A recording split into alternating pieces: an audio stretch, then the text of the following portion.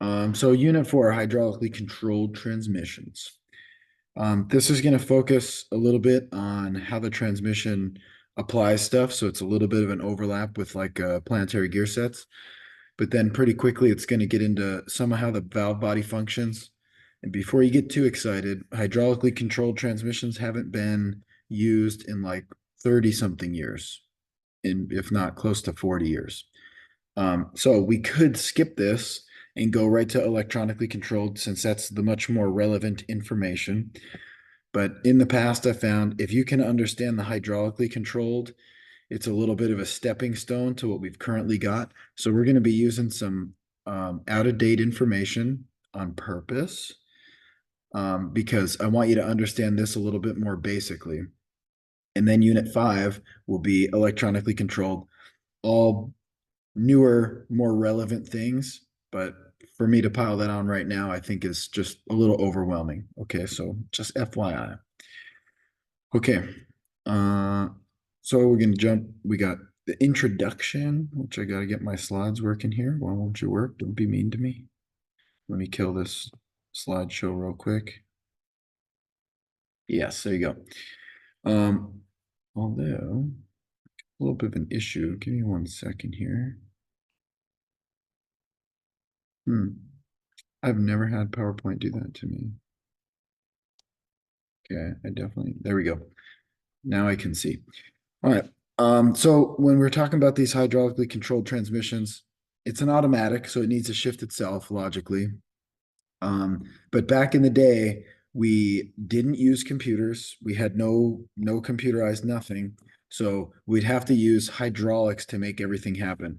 We'd have hydraulics to hold the parts, but we'd also have, see here, hydraulic devices to actually control the mechanical devices. So if we wanted to control a clutch, like apply a clutch, we'd also use hydraulics to control the hydraulics to apply the clutch. So it was kind of crazy. I think it'll make sense a little bit later.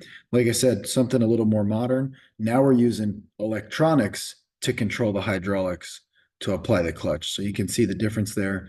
This hydraulically controlled transmission is going to have a lot of hydraulic stuff, most of which is valve body stuff.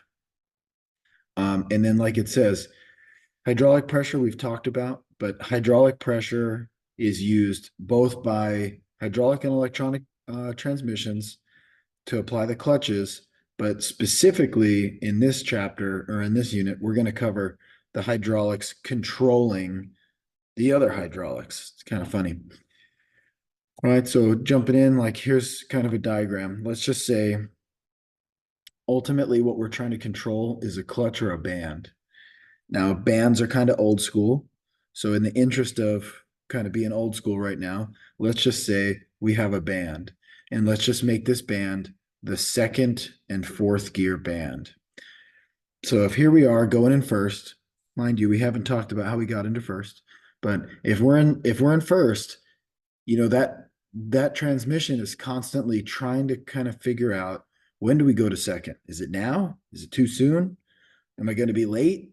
So the way we're going to do that is ultimately a shift valve.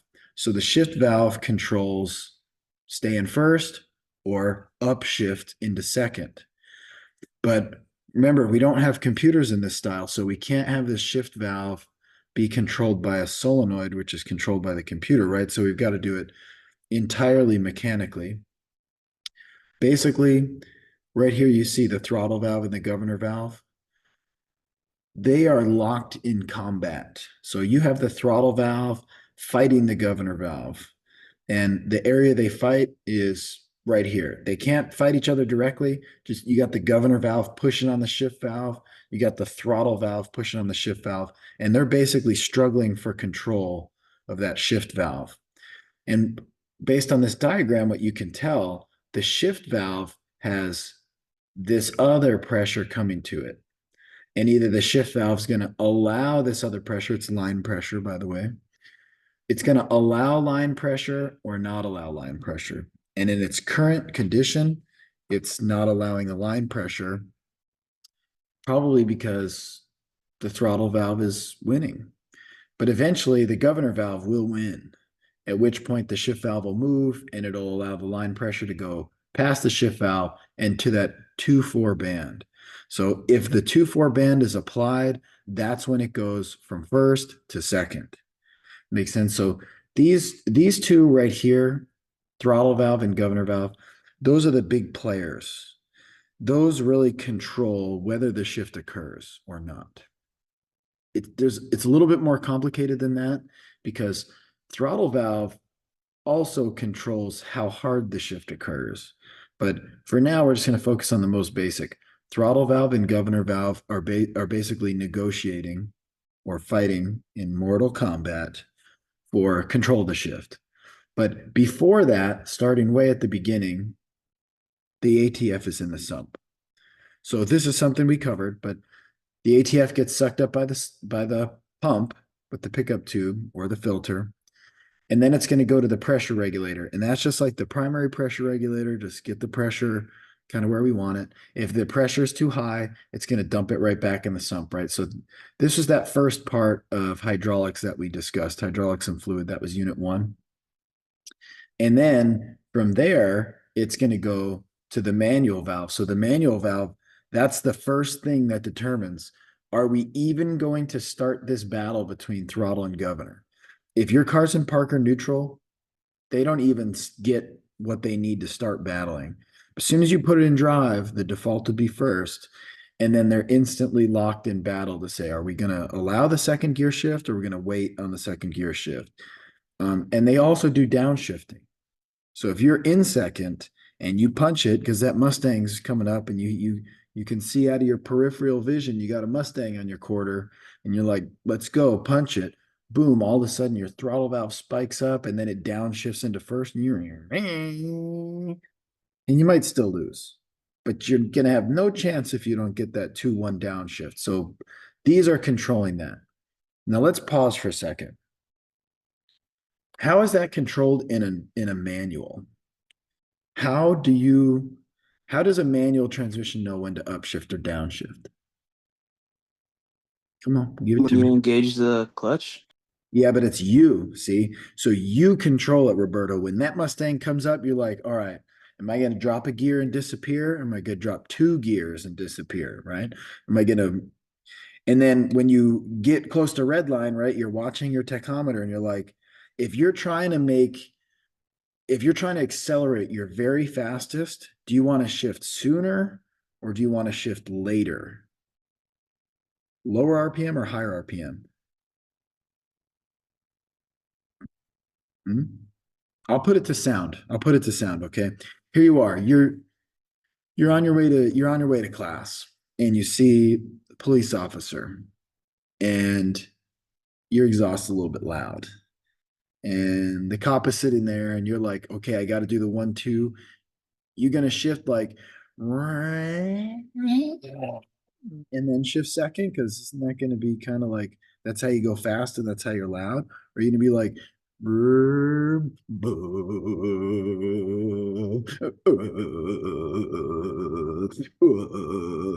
going to be like short first one. shifting it?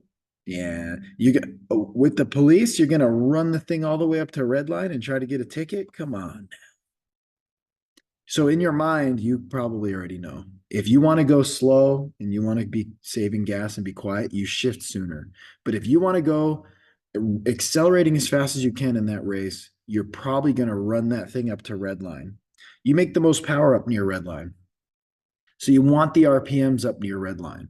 So in your mind, you're like, well, if I'm wide open throttle and I'm trying to go fast, I'm going to delay my shifts and I'm going to look at that tachometer. You might even put a shift light in, right? If you really want to be fast, you go ahead and you put a big tachometer so you can see it without really taking your eyes off the road too much. And then as soon as that shift light comes on at whatever, 7,000, 8,000, 9,000, bang, that shift light comes on, you're going to shift it, right? So in your mind, if you drive a manual, you already kind of know when you want the upshift and when you don't want the upshift. But see, in an automatic, it's going to require no input from you. The automatic has to be designed to early shift when you're light throttling because you're passing the cop in the school zone. But it also has to be able to, when you punch it to the throttle, punch it to the floor, because that Mustang's on your quarter panel and they're coming up, it's going to have to automatically delay your shifts until red line and everywhere in between, right? So the whole purpose of this throttle and governor valve is to control the upshift, but the upshift's not going to be the same every time. You don't just get like, yeah, it goes first, second, third, fourth, whatever. It's when it shifts is dependent on your engine load, your vehicle speed. And so the throttle valve is engine load. What you're doing with your throttle tells us how much load the engine is under, right? If you're wide open throttle, it knows. And then the governor valve is actually going to tell you speed. So there you are in your manual and you're in first and you're trying to be fast, right? So you punch it wide open. Ultimately, you're looking at your RPMs, but also you could be looking at your vehicle speed. So there are cars with no tachometer. Some people would just know, okay, at first gear is like 0 to 20 miles an hour, probably less actually. 0 to let's say 10. Second gear is 10 to maybe 25. Third gear is maybe 25 to 50. Fourth gear is going to be like 50 to maybe 65, but it kind of depends because if you're just getting on the freeway, it depends on the speed, but they could at least look at the speed, and the speed is going to generally give you a pretty good indication of your shift, but it's going to depend on your engine load. Kind of makes sense. So we're going to look at basically engine load and vehicle speed. And ultimately, if your engine load is 100%, that means wide open throttle. We still have to hit the shift point. We're just going to delay it longer. But ultimately, in the end, if you're accelerating still, it will get to a high enough speed where the governor is going to win and it's going to shift up, right? It doesn't just get stuck in second and hit rev limiter and never shift up. So that's kind of a visual of how the manual and how the automatic have a similar concept. It's just in the manual, you control it with your mind and you get to think about it. Whereas in the automatic, assuming we're in drive range, the transmission can take care of all that. And on a newer one, the computer's going to take all that and give you a sneak preview. The throttle valve is gone. We don't need that. We have a throttle position sensor. And the governor valve is gone because we don't need that. We got a vehicle speed sensor, right? So we've eliminated these mechanical valves by use of electronics, but we're not quite there yet, right? And so if we continue, so if we want everything to work properly, we obviously have to have a supply of pressurized automatic transmission fluid, which comes from the pump. That's kind of what we're talking about. And it has to have the proper pressure maintained by the pressure regulator valve. So that's why sometimes we need to start at the basics, right? If we do a line pressure test and our line pressure is messed up, we need to really troubleshoot that before we get too involved in throttle pressure and governor pressure, right? So the line pressure, remember, is controlled by the pressure regulator valve. That's basically the first pressure that it makes coming out of the pump. It applies the clutches and bands. So we're going to talk quite a bit about that. But it also supplies fluid to the governor and throttle valve. So if the fluid from the line pressure is not correct, the governor and throttle valves are not going to be correct. So you need to make sure that one's good first. And then this is going to be somewhat a review, but it's new stuff. It's just building off of the stuff we already covered. So here we are. We're going to jump in the planetary gear unit.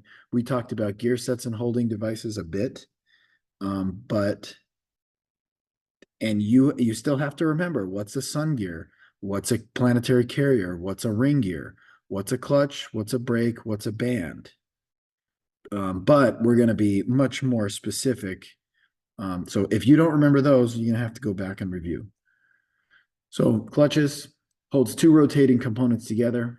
So if the clutch is active, they spin together. They become one. The brake, that's going to hold any of the components. Let's say the sun gear, the carrier, or the ring gear. It's going to lock that to the case. And then the one-way clutch, that's going to allow a gear set to rotate in one direction, but lock in the other, right? So the the one-way clutch F, we don't need a valve body for that. That just does its job. That's all it ever does. It doesn't need any control. But clutches and brakes, they need to be controlled by the valve body because they need fluid pressure to apply. All right. So just in the most basic for now. Now, if we look at a 245E, this is an old transaxle. It's an A because it has a Simpson planetary gear set. So I'd like to point that out. Here's your Simpson gear set. You'll notice it's got the planetary carrier and ring gear, but so the carrier basically just becomes one of the planets. The ring gear becomes this green ring, but it's also got a sun gear. But this sun gear goes all the way to that second carrier. The second carrier has its own, the second planetary gear set has its own carrier and its own ring gear, but the sun is shared by both. So somebody, Mr. Simpson, figured out, oh, you know what? We can have we can have two planetary gear sets, but rather than manufacturing two suns, we can have one sun go to both of them, and we can do some pretty cool stuff with this. So if you wanted to control the sun for the front one, you can control it through F1 or B2. But if you want to control the sun to the rear one, you'd have to add another clutch and another one-way clutch, or another brake and another one-way clutch. So it's for efficiency. Right. The less clutches, the less bands, the less brakes, the less valves in the valve body, the cheaper we can make it. So the Simpson gear set is right here, as indicated by the A. In the old school Toyota transmissions, Simpson, it doesn't say it's Simpson 245E, it's just A. It's not Eisen, it's because it has the Simpson, right? So another couple things, right? So there's your front planetary gear sets that are arranged in Simpson. Remember, we've got our input shaft right here. Now we've covered torque converters pretty extensively. So when we say the input shaft, that's like the turbine shaft. The input shaft is spun by the turbine of the torque converter, which is ultimately driven by fluid that's being pumped in a way from the impeller, right? So when we're focused on the transmission, we can simplify this. The input shaft comes from the engine, but in reality, you understand the input shaft is driven by the turbine, which is driven by fluid, which is driven by the spinning impeller, which is welded into the housing of the torque converter, which is bolted to the flex plate, which is bolted to the crankshaft. So in a roundabout way, it comes from the engine. We're not really worried about if the torque converter is in like acceleration, or the torque converter is in fluid coupling, just cruise mode, or is the torque converter clutch locked? We don't really care. We're just going to focus at the input shaft, which comes from the engine.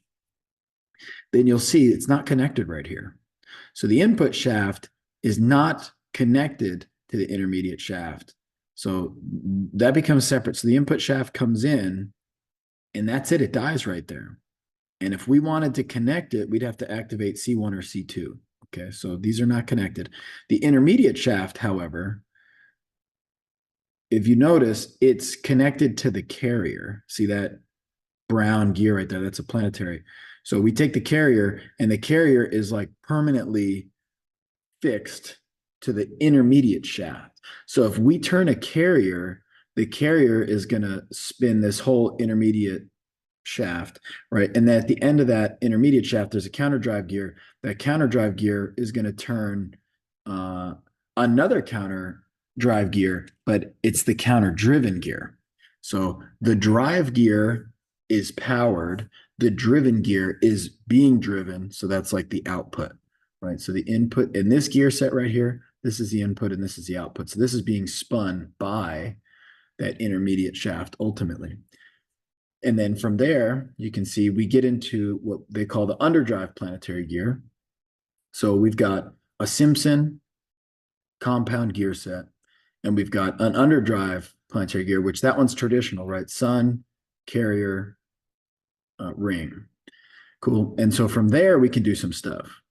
But ultimately, if you notice, the counter driven gear just goes to basically ultimately to the differential drive pinion, because this is a planetary, this is a transaxle. That drive pinion spins the ring gear, this is all differential stuff.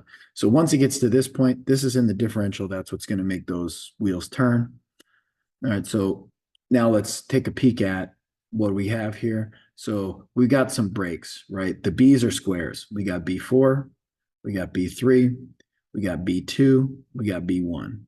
We know those are brakes because they grab something and they break it to the case.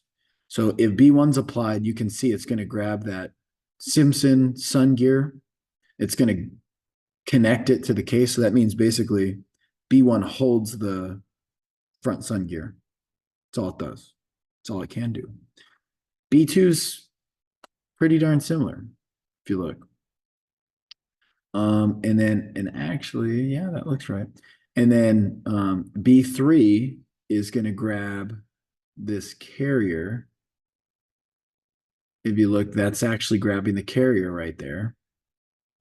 And B4 is going to grab that rear, I'll call it the rear, but it's really the underdrive sun, and lock that to the case. All right. And then we got clutches. So we've got C1, I'd like to start from this side. C1 is going to connect the input shaft to the ring gear. C2 would connect the input shaft to the sun gear. You can have either way. You can have it either way, whichever way you want it. And then C3 is going to connect the sun gear to the carrier, and then also to that drive pinion. So they all have different jobs. And then the one-way clutch is F1 has the job of connecting the sun gear to the case. Interesting. F2 connects the carrier to the case of that second planetary gear set in the Simpson. And then F3 connects the sun gear of that underdrive pinion, of that underdrive planetary to the case. So they all have different jobs. If you've done the fundamentals of automatic transmissions, you can notice a couple of things. Like, for example, these basically have the same job. I was actually trying to look. I'm pretty sure this is going to the right spot.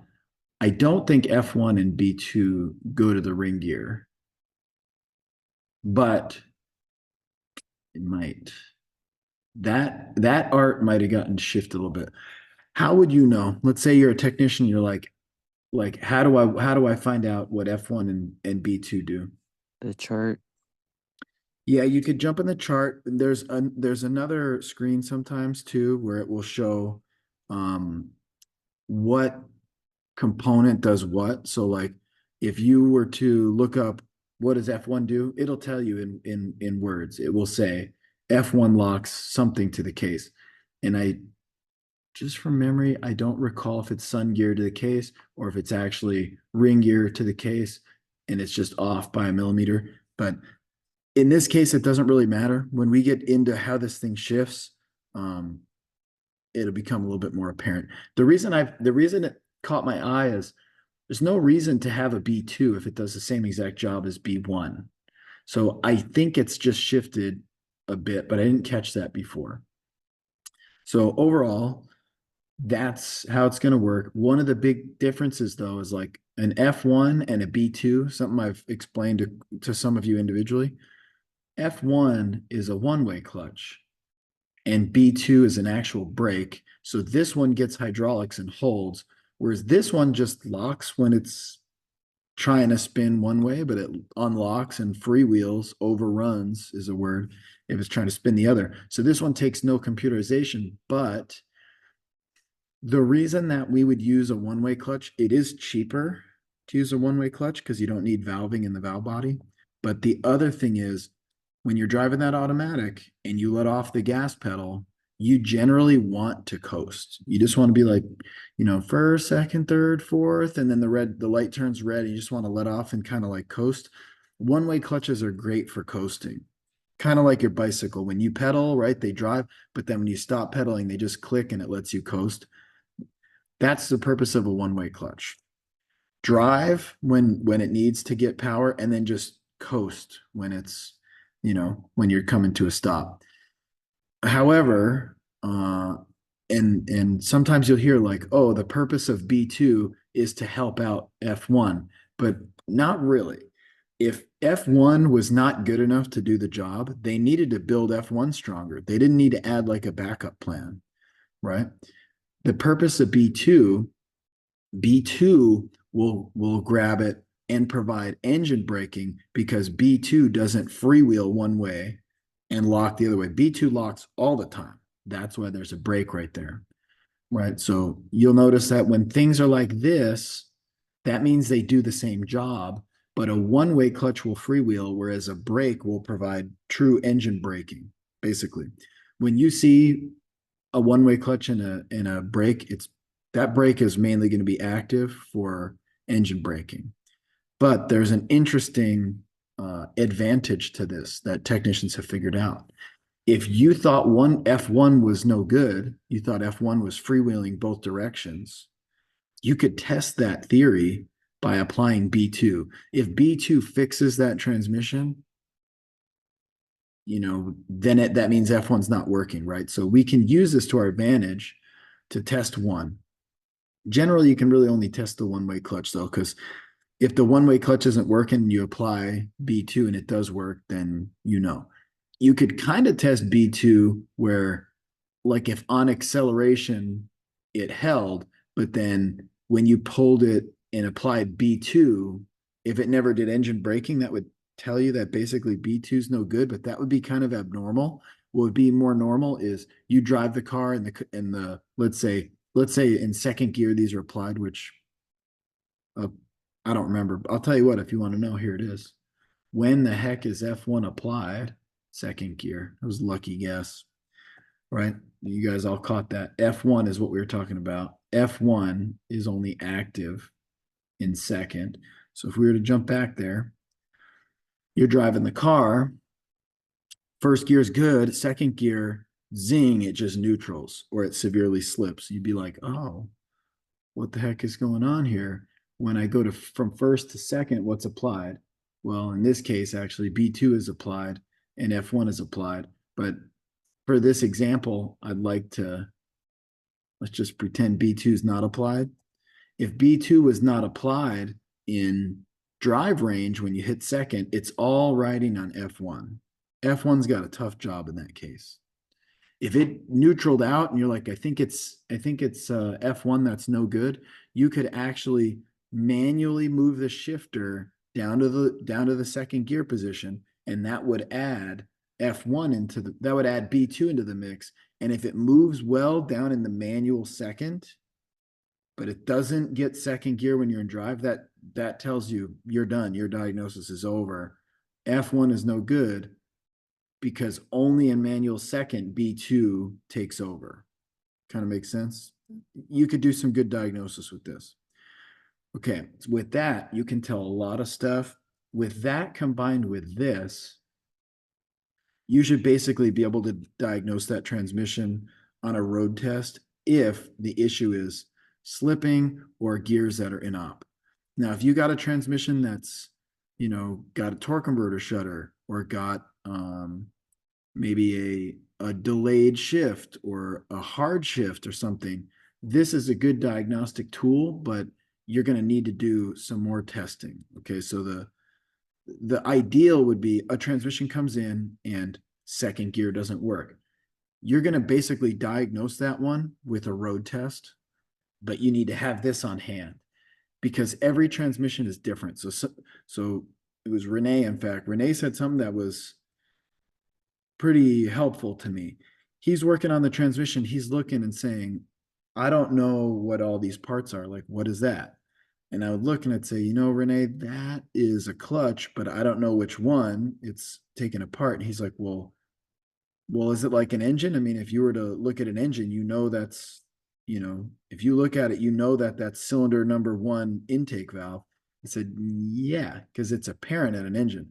In a transmission, you'd need to really be either A, you'd have to have done that transmission many times to memorize what things are, but more likely, you're going to be disassembling the transmission while following the service manual. And the service manual is going to say, take out C1, take out C2, remove F1, right? So if you were to drive the vehicle and you were to basically find that one of the gears is not working, like first gear is good and then second gear is just neutral, you kind of know the problem is going to be in here. So if it's totally missing, or if it's slipping, or it's, like neutral is totally missing, you got an issue that relates to one of these clutches, one of these one-way clutches, one of these brakes. Makes sense. So when you do your road test, you need to have this available. You put it in drive, first gear, C1 comes on, and it gets to the point where it's time to shift. If it tries to shift into second, but second gear is slipping severely, you'd be like, okay, what came on in second? All right. Oh, okay. B2 came on. Yeah. Oh, and F1 is now, we need F1 as well. So you'd be like, all right, if the problem's in second, I'm really leaning towards either B2 or F1. Makes sense? So your initial diagnosis is probably going to come from your road test in this chart. Now, from there, just so we're very clear, if you think it's F1 or B2, let's just say you might be able to pull it into manual low and do, bring on B2 and kind of figure some stuff out. But if B2 is a brake and you think that the brake is slipping, one thing is you could just say, yank the transmission out, tear it down, rip it apart, and inspect B2. But where's B2? How do you know where B2 is? You're going to follow the steps in the service manual. It says, pull this, pull this, pull this, and it's going to name them by what they are. When it says remove B2, you know that you got B2 right there. If you were to just grab any random technician who doesn't build transmissions with regularity, like every day, and like just yank a transmission open and be like, what the heck clutch is that? They ain't gonna know. They're just not gonna know. Every transmission is drastically different. A lot. Toyota uses C1s and B1s and F1s. Other manufacturers won't even call it that. So like on the ASE, they may very well say, like C1, for example, they probably call that the forward clutch. C3, for example, they may call the overdrive clutch, right? So they don't even have the same numbering or names. Every transmission is drastically different. A 4L60E for second gear applies the 2-4, I believe they call it the intermediate band. So you can't apply that to any other transmission other than a 4L60E on a GM. It makes sense. So we don't know your typical technician doesn't know which clutch is which. A transmission builder who does it all the time, like Rigo, if you were to take apart a 4L60 and point, he knows what the part is, what it does, if it's bad, what gears it loses, right? So to be in the brain of a transmission builder is drastically different than your general technician, your general mechanic. Way different, entirely different. The transmission builder is a full-blown specialist. And maybe they're smarter, but maybe not. And the reason is, remember, these cars are going to come in to the dealers and the shops, and generally we're not going to do the rebuilds. So what we could do is we could send them to a transmission shop and have the transmission shop do everything. Just sub it out right now. Or we could say, well, we're going to pull it out and send it to the transmission shop. But now you're kind of messing up. You need to have a really good idea what you got going on in here before you can say it's a transmission, right? So as we're kind of talking about these types of things, remember, we're assuming the problem's in here. Whereas if you get a car and you jump in it and the transmission doesn't shift right, especially on a newer vehicle, it's not hydraulically controlled. When it was hydraulically controlled, the hydraulics were inside. Once we open up electronically controlled, The shift is controlled by a solenoid, which is controlled by the computer, which is, basically making its decisions based on inputs, so the way we do our diagnosis is drastically different. Essentially, we're making sure that the inputs are good, that the computer's good, that the harness is good to this transmission or transaxle.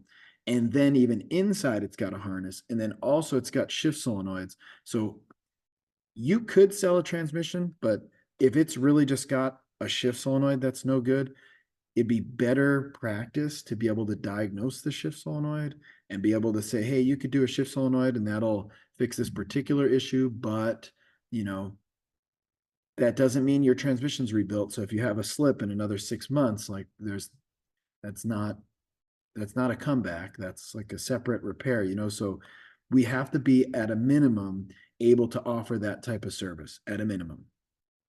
If you want to get into building, totally cool. But most of the time people build transmissions are working for like a transmission shop. Like your general technician who's doing front brakes right now, and the next job is going to be a check engine light diagnosis, and the job after that's going to be diagnosing an inoperative tail light that the new bulb didn't fix, and then the fourth job is going to be rebuild this A245E. Just not likely. If there's anybody who has that extreme diversity, that's really cool. That's like you the man, which is inclusive of woman, but not normal, very exceptional. Cool. So let's say we're back to Renee. Renee says, what the heck is that clutch? General techs can say, I don't really know. But if we're following the steps, we would be able to identify what is C1. On some of them, I've memorized some of the clutches, but you would really need to go into this thing knowing if I'm trying to diagnose this transmission and everything lines up to make it seem like it's C1, you're probably pretty safe to know it's in there. So what does C1 do? Well, look, C1, first gear, second gear, third gear, fourth gear. C1's used in the forward gears. So if you have an issue where none of your forward gears work, I would say C1 would probably be a pretty good starting point at least. Now, how do you want to determine it's C1? Option A, like I said, you yank the transmission out, you tear it down, and you find that C1's burned, but that would be a little exceptional. So in an ideal world, as I had mentioned, you could find the C1 pressure tap, if there is one, and there probably is not, I'm sorry, and you could put a gauge on it, and you could find out, is C1 getting all the hydraulic fluid pressure it needs? Yes or no? And if it's getting all the pressure it needs and it still won't hold, that's a really good indication that C1, the actual clutch itself, clutch pack number 1, is going to be worn. It's going to have the frictions worn out. It's going to be slipping against the steels. Cool. But let's say you were to check the hydraulic pressure for C1 and the hydraulic pressure were to be low. Well, now you might be more like, well, I'm not getting full pressure, so it's in the circuit. What circuit? The hydraulic circuit, not the electronic circuit. We're talking about pressure is supposed to get to C1, but it's bleeding out of a gasket in the valve body. It's bleeding through. Maybe we got a valve that's not really open all the way.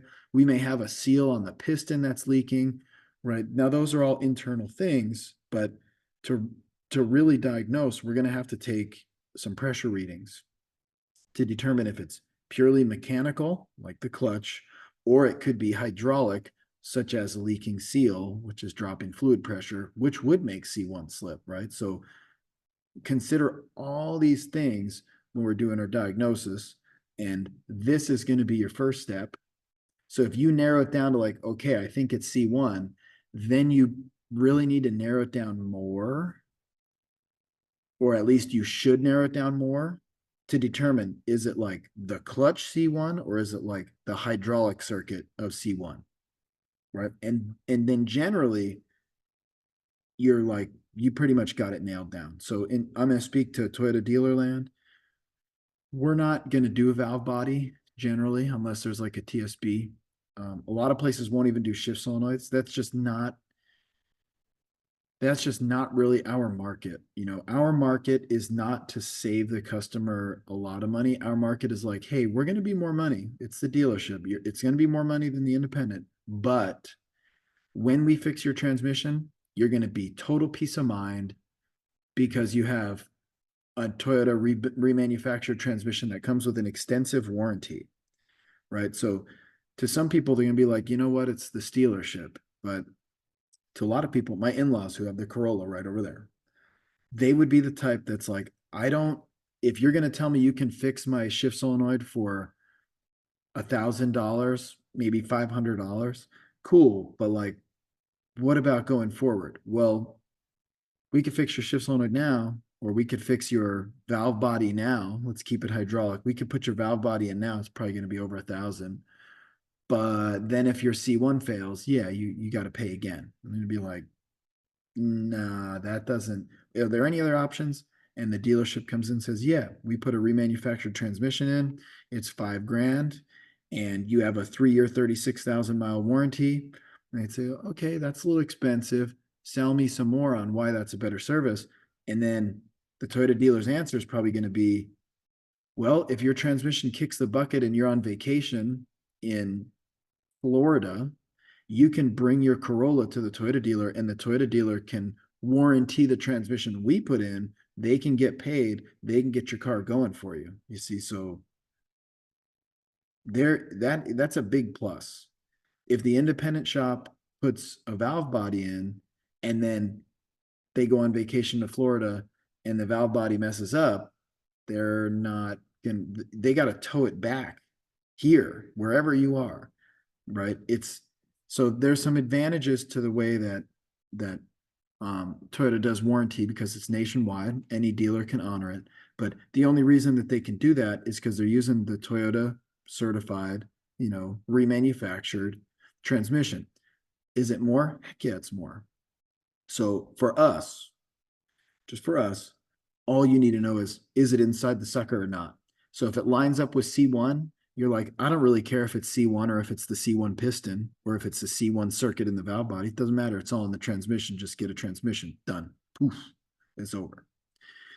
But for other manufacturers, it's very different. For independent shops, it could be different. For the ASE, it is different. So on the ASE, just knowing that it's C1, poof, it's in the transmission, we don't care, is not good enough. We need to know, is it actual C1? Is it the hydraulic circuit of C1? So if you wanted to know if it's C1 mechanically, that's a teardown. You got to look at it. But before that, we'd probably stop and say, let me check the hydraulic pressure to C1. If you can, if there's a pressure tap, you can check the pressure to C1. If the pressure is good and it still slips, then you know it's pretty much mechanical, but you're going to go in and tear it down and confirm it. And then an ASE question would be like, look at these clutch discs, or what would these worn clutch discs cause? And if it's C1, you'd be like, oh, worn clutch discs on C1, that's first, second, third, fourth in this example. They could ask it in a few different ways. Or they could say something more like, the C1 apply pressure is low. What are the possibilities? And at that point, you might have to actually check a diagram, or you could just know every hydraulic circuit's going to be kind of similar. We're going to have some valves. The valves are going to send the fluid to C1. C1's going to be actuated if it's a clutch pack by a piston, if it's a band by a servo, right? So now we're really digging down into those. I'm going to say, okay, those can leak, those can fail, those have seals. And so we'd want to measure the pressure. And if you had measured the pressure, or you get a question where they give you the pressure, if it's low, it's leaking. Kind of makes sense. It's as we get in there, keep these things in mind. So there's your overall shift chart. This is going to help you with your diagnosis, but it might not narrow it down as much as we need it to. And then let's say, here's your first gear. So what we've done here, we've cut these from here. So this is just going to make it a lot easier than flipping page to page to page to page. So if you go first gear, skimp on the solenoids for now because we're talking about just the hydraulics, but there's some clues there. C1, B4, F2, F3. C1, B4, F2, F3. See how it's the same? So I just lifted the chart off of that page. So here's first gear. If you look, what's up with C1?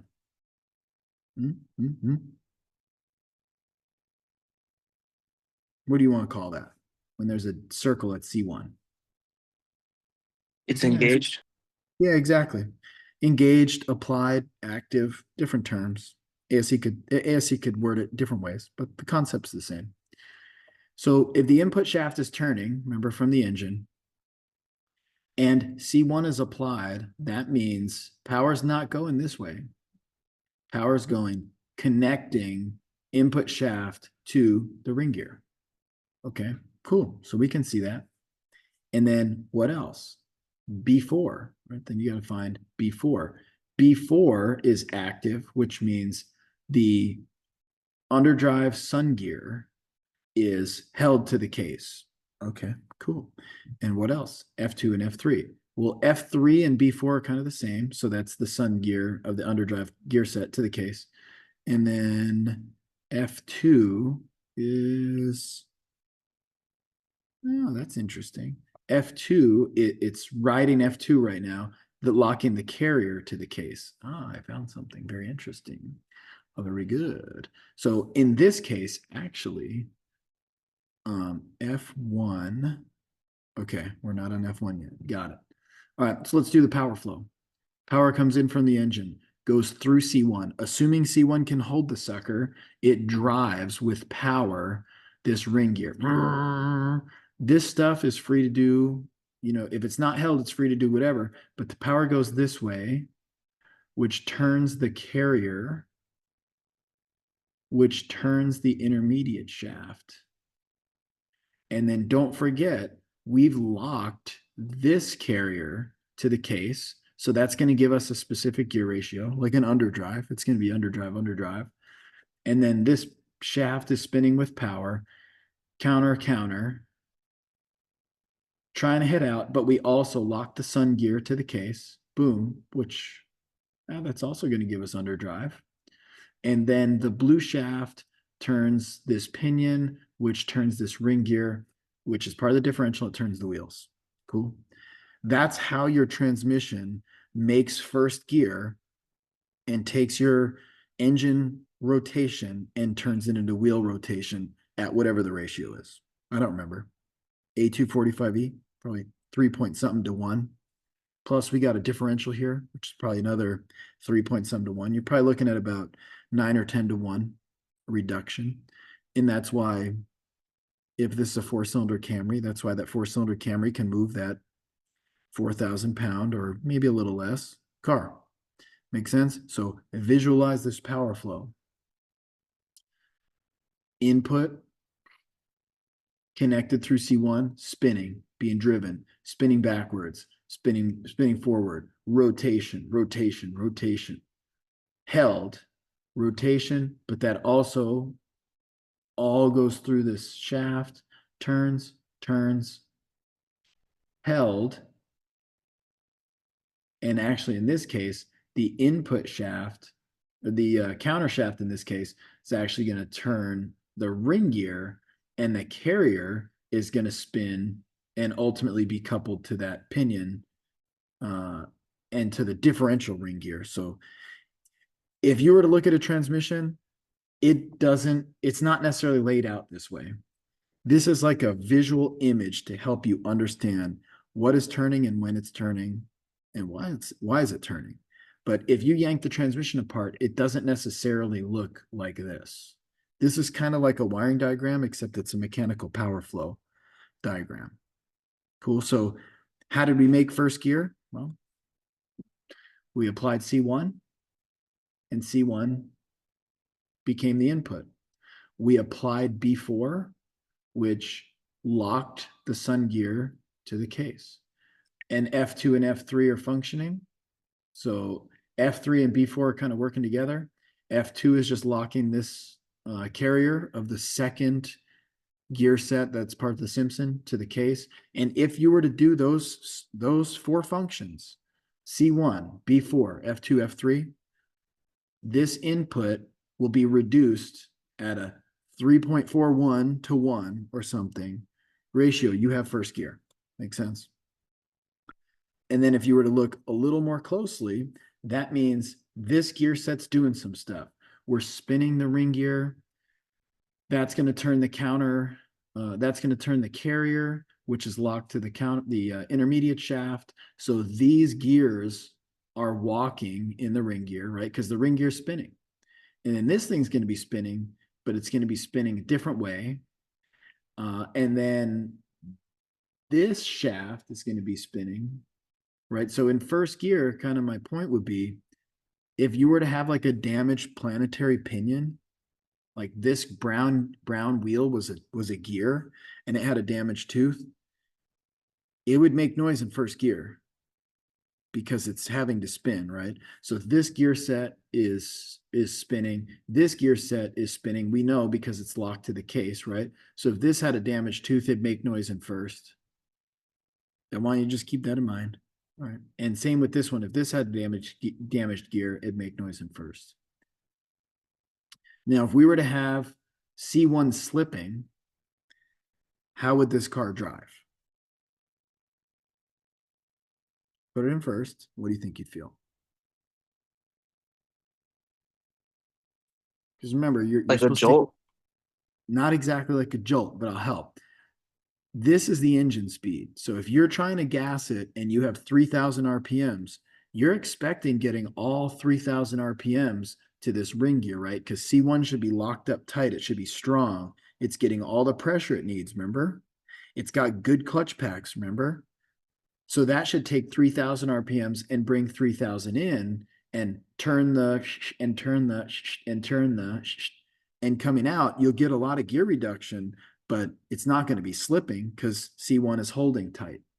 But if C1 starts to slip, you're going to put 3,000 RPMs to the input shaft, and then you might only get 2,000 RPMs to the carrier. Your RPMs are going to be going up, and it might not be real consistent. It's going to be, so that would basically what I'm saying is any of these clutches, like let's say C1, if this clutch is slipping, that transmission slips.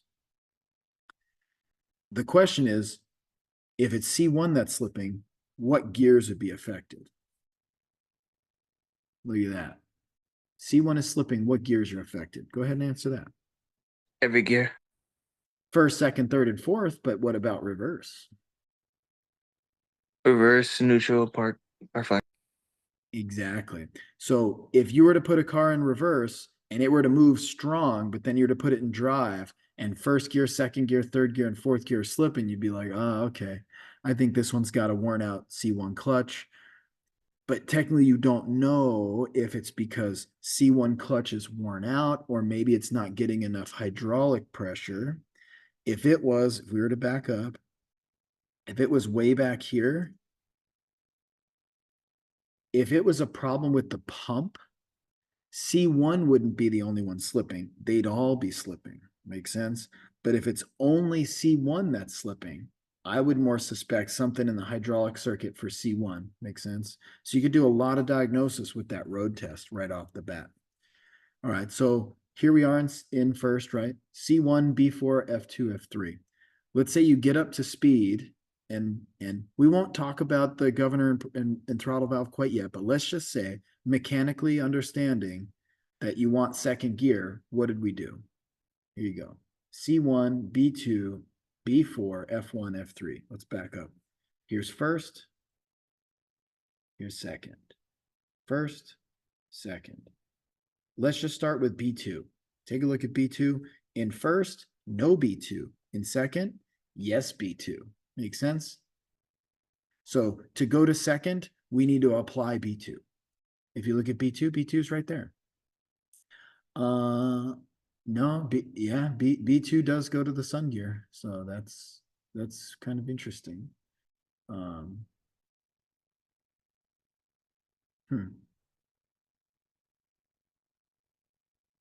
Yeah, okay. We'll roll with that. It actually means B1 might have missed its mark. Maybe I just don't really remember what was going on there. I'd have to look it up. Okay, if B2's active, you tell me what happened. First gear, second gear. First gear, second gear. What did B2 do to that gear set? Anybody? Apply to F. Okay, F1 and B2 have the same job. And if you look, here's first, F1's not applied. And now in second, F1 is applied. So B2 and F1, they go together, see? They both do the same job, but we are using both in this case.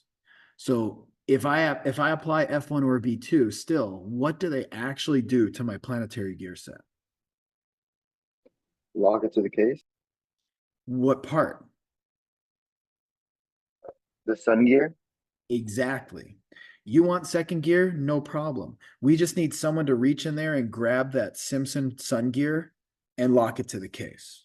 And then you know what you get? You get second gear. How do you get second gear? Well, let's make it happen. Input shaft is connected to the ring gear. That hasn't changed, by the way. That's the job of C1. That turns this carrier. That carrier is going to actually spin, turn the input shaft. Now, all of a sudden, the sun gear is not free to rotate. The sun gear is locked to the case. That's actually going to give us a little bit less of a gear ratio, maybe like 2.5 to 1, right? We were at 3.5 to 1. Now we're 2.5 to 1 by the time this is done, right? The input shaft spins, the intermediate shaft spins, counter gear. Now, B4 and F3, those are still applied. So those, we didn't have to do anything with those. Cool. The reason that this transmission, so you know, is the one that's selected for the lesson. This is very simple. So basically what I'm saying, if you want first gear, you apply, we'll back up. You apply C1, turn it, you apply B4, lock it. Cool. Now you want second, all you got to really do is add, boom, add B2. So that means reach up and grab that front sun gear, and now bang, you got your second gear. And that'll make your differential turn faster, but your engine speed can still be the same, right?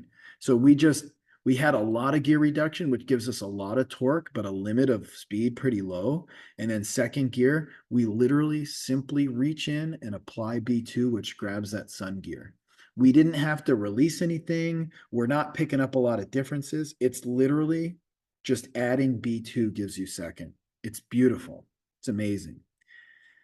Now I want to point something out.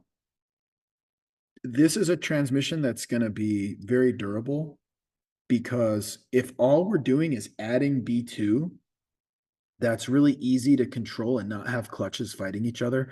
If we had to say drop, have B3 let go and then bring in B2, you'd have to let go of one clutch and then pick up another clutch.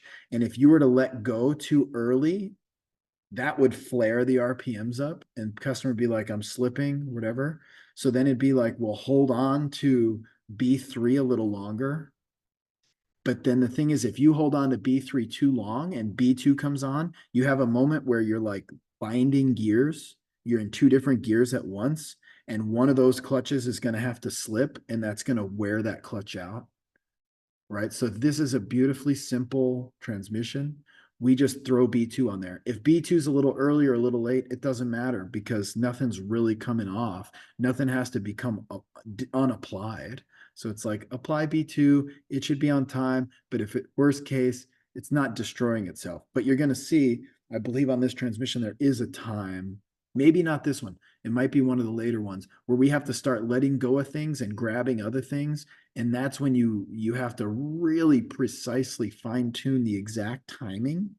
And it's not just a matter of when the shift starts. It's like, how long does it take the fluid to go through the valve body to go to the clutch, to actually apply the clutch? And then also, how long is it going to take to exhaust the fluid from B3? Right. So this one's beautiful. So nice. So simple. Roberto, I saw your hand. Go ahead.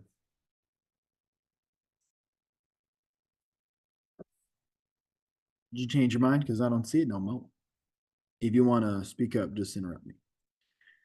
All right, cool. So you guys I got was just first. gonna ask if so F rotates it and B just holds it, right? No, good question. F2 or F1 is a one-way clutch. So the one-way clutch, like in first gear, the one-way clutch, this thing was trying to turn counterclockwise.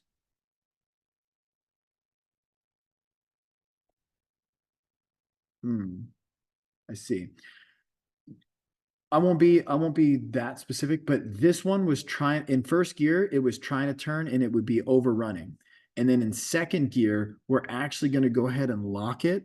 And so F1 is going to lock, but B2 is going to also lock to hold it. It's a little bit funny to explain, but they do essentially the same job, but in this case, they can actually help each other out. So F1 is not turning anything. It's doing exactly what it looks like. It's breaking it to the case. And B2 is not turning anything. It's breaking to the case. So these are functioning as brakes. Where the turning is coming from is the input shaft going through C1, turning this ring gear, turning this carrier, which is turning this shaft. Make sense? So none of these components that go to the case ever turn. All they do is brake. They just stop it. Kind of cool. So like C1, C2, and C3, those can kind of turn it, but ultimately it's the input shaft that's turning it. But those can make the connection to make the input shaft turn specific things. All right, fair?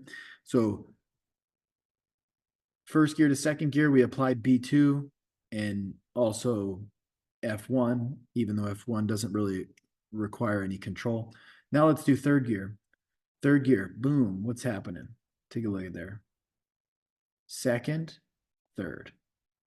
Second, third. Second, third. Look at C1 still applied. What's up with C2? Did you notice it wasn't applied, then it is applied? So what did we do? We applied C2, am I right? All right. Let's see what else we did. Second, or second, yeah. C2, C3, B2. B2 is kind of weird. There's a note on here in the service manual. This means it's applied, but it's not really needed. Like B2 still applied. We just leave it applied. But if you noticed, B2 was blocking this thing from rotating counterclockwise. But now it's trying to rotate clockwise, and that's fine. We'll let that go. So it's kind of interesting. We leave B2 applied, but we don't really even need it anymore. In fact, actually, let me check my notes. I have notes on this. I want to see if that's what I noted. Underdrive. Yes. Okay. Yeah. Or the other thing it could be is sometimes they'll say we'll only use B2 for engine braking. So when you get these different symbols, sometimes it's to say it's applied, but like it doesn't really need to be applied, which is this case. And other times they'll say like it's only applied when you need engine braking, which would generally show a different range. So we're in drive right now, so we're not necessarily looking for engine braking, right? So basically, if B2 stayed the same, we'll back up. Here's first. Here's second. B4 is the same. F3 is the same, but basically F1 released, but remember F1's a one-way clutch. So we don't really release it. It just means because now this thing's trying to turn clockwise, F1's like, yeah, that's fine.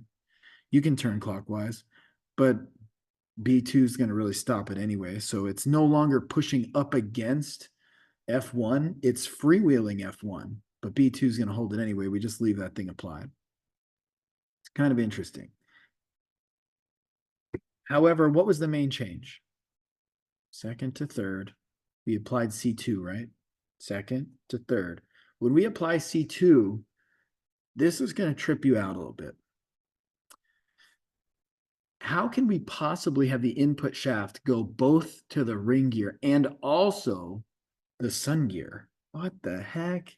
Which one is the input in that case? Which one is drive? Which one is the driving force? Would they both be? Yeah, they are. If you look at that and you remember something from the fundamentals of gear sets, if you have two locked together, like if you picture the sun gear is locked to the input and so is the ring gear, what's that tell you that planetary gear set's going to provide?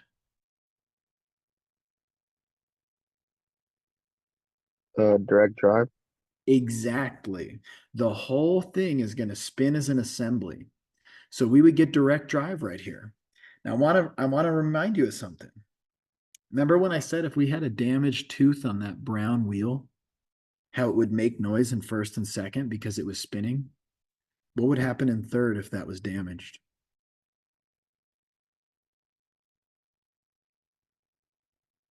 It's 1-to-1. It's turning all as an assembly. So does that broken tooth matter?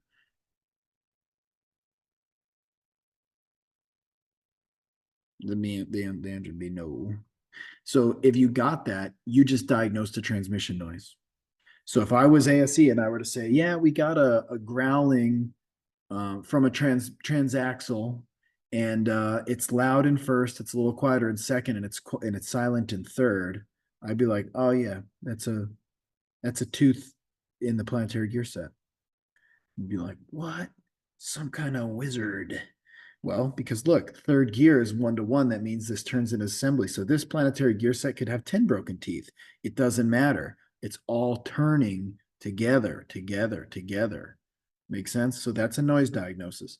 The other thing is, if it's a 1-to-1 ratio, then that would mean this is 1-to-1. So if our transmission input speed is 1,000, this is 1,000, this is 1,000, this is 1,000.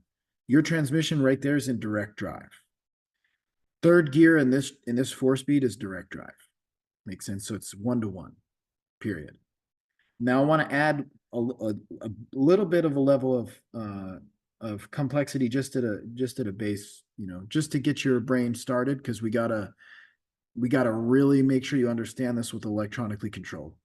If this is supposed to be 1-to-1, C1's applied, C2's applied, B4 is applied, and F3 does the same job, right? So if it's 1,000 RPMs in, and let's say I only get 800 RPMs at this point, what can that tell me about C1, C2, and B4? Or at least about one of them. 1,000 in and only 800 out. B4 is not applying. We don't know. But what we do know is something slipping, right? If it's 1,000 in and it's in direct drive, shouldn't it be 1,000 out? It's direct drive. Cool. But what's weird, let's just say in first and second, it's going to be different, right? In first, it's a 3.5-to-1, and second, it's a 2.5-to-1. My point being, I could look at the input shaft and I could look at the output shaft and calculate the gear ratio. First gear, 3.5-to-1. I could be able to figure out how many, this should turn 3.5 times and this should turn once, because that's the gear ratio using counting up all the teeth in these planetaries, right? That's the gear ratio of first gear. If I had 3.5-to-1 gear ratio in first gear, but this is spinning 5 times to 1, that would actually be a slip as well. But it wouldn't be that first gear slipping. There is no first gear. All the gears use the same gear sets. So if we actually have a slip, it's going to be due to a clutch or band or a one-way clutch or a brake. It's going to be some holding component is not holding all the way. So let's just say first gear slipped, second gear slipped, third gear slipped, and let's even presume that fourth gear slipped. Tell me your thoughts. You got to slip in first through fourth. What components in your mind?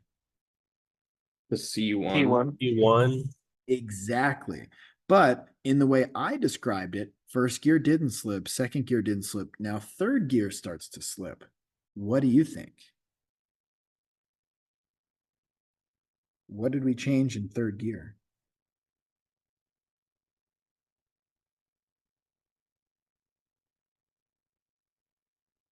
What's brand new to third gear?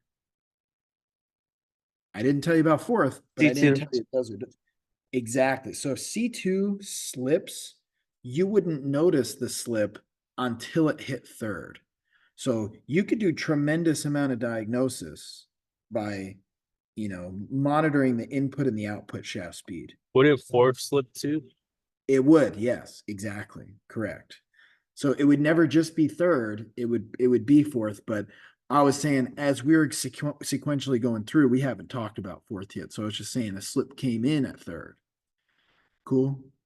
So just to plant a seed for next week, the electronically controlled transmissions, they monitor your input speed and they monitor your output speed. And if there's a slip, it'll use those inputs to the computer, and the computer will say, hey, I'm slipping, but it won't set a code for slip. It'll most likely set a DTC called incorrect gear ratio.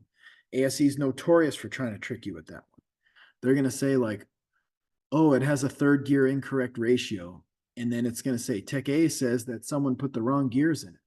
Then you're like, oh yeah, that could be. Well, wait a minute. First gear uses the gear set. Second gear uses the gear set.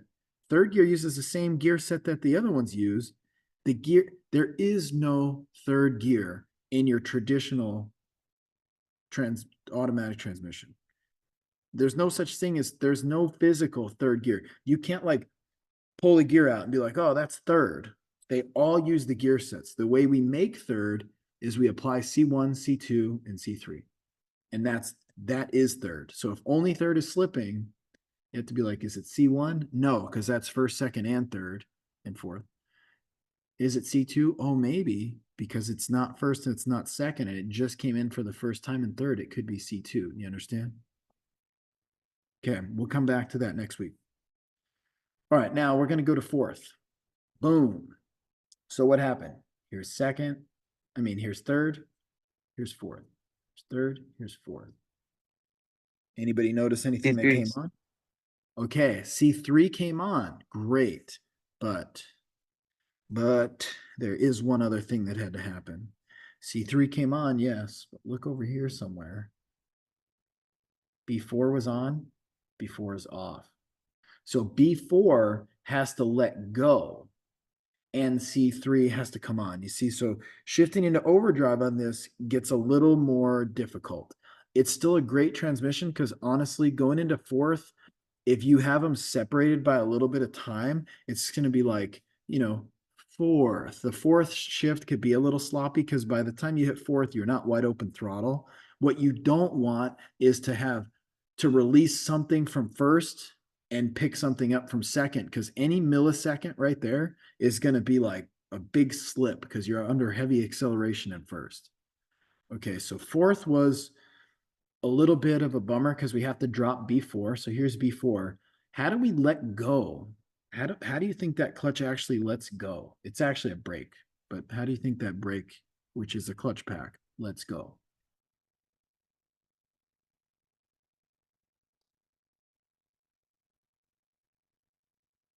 We got to depressurize it, right?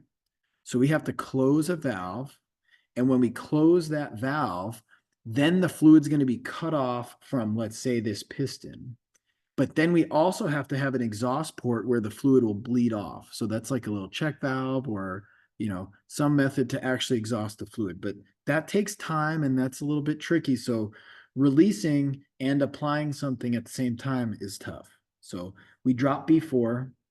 That is no longer locking this underdrive sun gear to the case. And we apply C3. And C3 is kind of interesting. If you look, C3 applies the sun gear to the carrier. And anytime you have two components locked together in a planetary gear set, it turns this 1-to-1. So if we were to look at this, it's like, wait a minute, this is the underdrive gear set. When we had the sun locked to the case, this was giving us underdrive. So it's kind of interesting, but first, second, third, and fourth, it was all actually underdrive. If you really wanted to get very technically detailed, in third gear, this is giving us a little bit of overdrive and this is giving us a little bit of underdrive, but the outcome is direct drive. Now in fourth gear, we actually literally just make this a 1-to-1, and that gives us an overdrive. So in an overdrive, if your input shaft is 1,000, your output shaft would need to be over that. 1,100, 1,200, 1,300, depends on the gear ratio. You might have like a 0.7 to 1 gear ratio. So that overdrive is what's going to get our RPMs down on the freeway. It's going to save gas. So if you go way back in the day, all the cars use 3 speeds. First was underdrive, second was a little less underdrive, and third was direct drive, and third was just for cruising. But the cars didn't, the speed limits were lower, they didn't go that fast. And then additionally, we didn't really, gas was cheap, we didn't care. What are you gonna put in overdrive for? We don't need that. Right now, gas expensive. We're very concerned about emissions. We're gonna have multiple 3 or 4 overdrives. Overdrive, more overdrive, more overdrive, and the most overdrive. Kind of makes sense. So in this one, boom, we just got overdrive. Now, if let's just say a transmission were to slip only in 4th, what are your thoughts now? I ain't even going to give you the easy page. You should know what applied here. First, second, third, don't slip. C3. There you go. First, second, third, don't slip. Only overdrive slips. We got a problem with C3. Or it could be another way. You drive the car and first, second, third work, and then you go to 4th, and 4th just neutrals out. There's no 4th. And you're like, man, I don't know. Maybe somebody, whatever, did something with 4th. Well, take a look. What's applied in 4th? 4th gear gets C3. So you can have it pretty well diagnosed, the issues with C3. But again, I must remind you, that doesn't necessarily mean C3 is the problem. It means C3 is not being applied, but it could be because of hydraulic. It could be leaking. It could be a piston seal. It could be a leak at the valve body. The only redeeming thing is by the time you have a leak and it's slipping, it probably burned up the clutches as well. But as part of our overhaul, we don't want to just do, we don't want to just slap new clutches in C3, the overdrive clutch, and not understand why are those clutches burned, right? So we would have to do some hydraulic diagnosis, like is it a leaking seal or whatever. Kind of make sense? All right, very good. Now, first gear low is slightly different. So I did want to point that out. If we were to look, so now I'm going to flip quite a few pages. Take a look at first gear, C1, B4, F2, F3. C1, B3, B4, F2, F3. Did anybody catch the difference? All right, C1's the same. What about, was B3 applied? Huh. B3 is not applied in the drive range. However, in the low range, you know what that means? You grab the shifter, you pull it all the way down to L. We added B3. Okay, that's interesting. F2 and B3 look like they do the same job, right? But remember, F2 is a one-way clutch, it freewheels. So that's kind of what I was saying. I actually was remembering the wrong component. So if you're in drive range and you're coming up to a slow stop and you let off the gas, you want your car to coast, right? Just kind of slowly coast to a stop. Just slowly coast to a stop. Okay, but what if you pull it into manual low? What do you want it to do when you let off the gas? Give you some engine braking, right? Especially if like you're going down a hill. So how do we do that? Well, F2 freewheels, but if we don't want it to freewheel, we want actual engine braking, we need to apply B3. That's the purpose of B3 right there. So F1 and B2 actually do work together, but F2 and B3, they kind of do the same job, but like F2 primarily does it, but if we don't want it to freewheel, then we add B3. The whole purpose of B3 is to give engine braking. And that's it. So if F2 was no good, and then put it in manual low, and we got to work, that's a way that you'd end up being able to test F2 is by using B3 because they do a similar job. It's kind of like similar to what we were saying before. Kind of interesting. And then second gear low, you'll notice is going to be kind of a similar type of thing. It looks like B1, B2, and B3. What are we in second? Okay, so we in second gear low, we add B1. So that's why I was tripping. B1 does the same job as F1 and B2, but B1 is going to make it give us engine braking. It's kind of, you know, it's just to allow us to be able to go down a hill and pull it into manual low and not get not freewheel, you know, help us save our brakes type of thing. Cool. Now, how do we make reverse? Here you got reverse. There's no, again, remember, there's no reverse gear. It's just manipulating the planetary gear sets in different ways, in one way or another way or another way. All right, so if we want reverse, we're not going to use C1 for the first time, by the way. Remember, we use C1 for like everything so far. C1 is the forward clutch. But if we're in reverse, we don't want a forward clutch. We want C2. So we let C1 go. We don't use C1. C2 means input shaft is coupled to the sun gear. The sun gear turns. And then also B3 and B4 are on. So B3 locks the carrier to the case. And then B4 locks the sun gear to the case. So we know it's going to be giving us underdrive, right?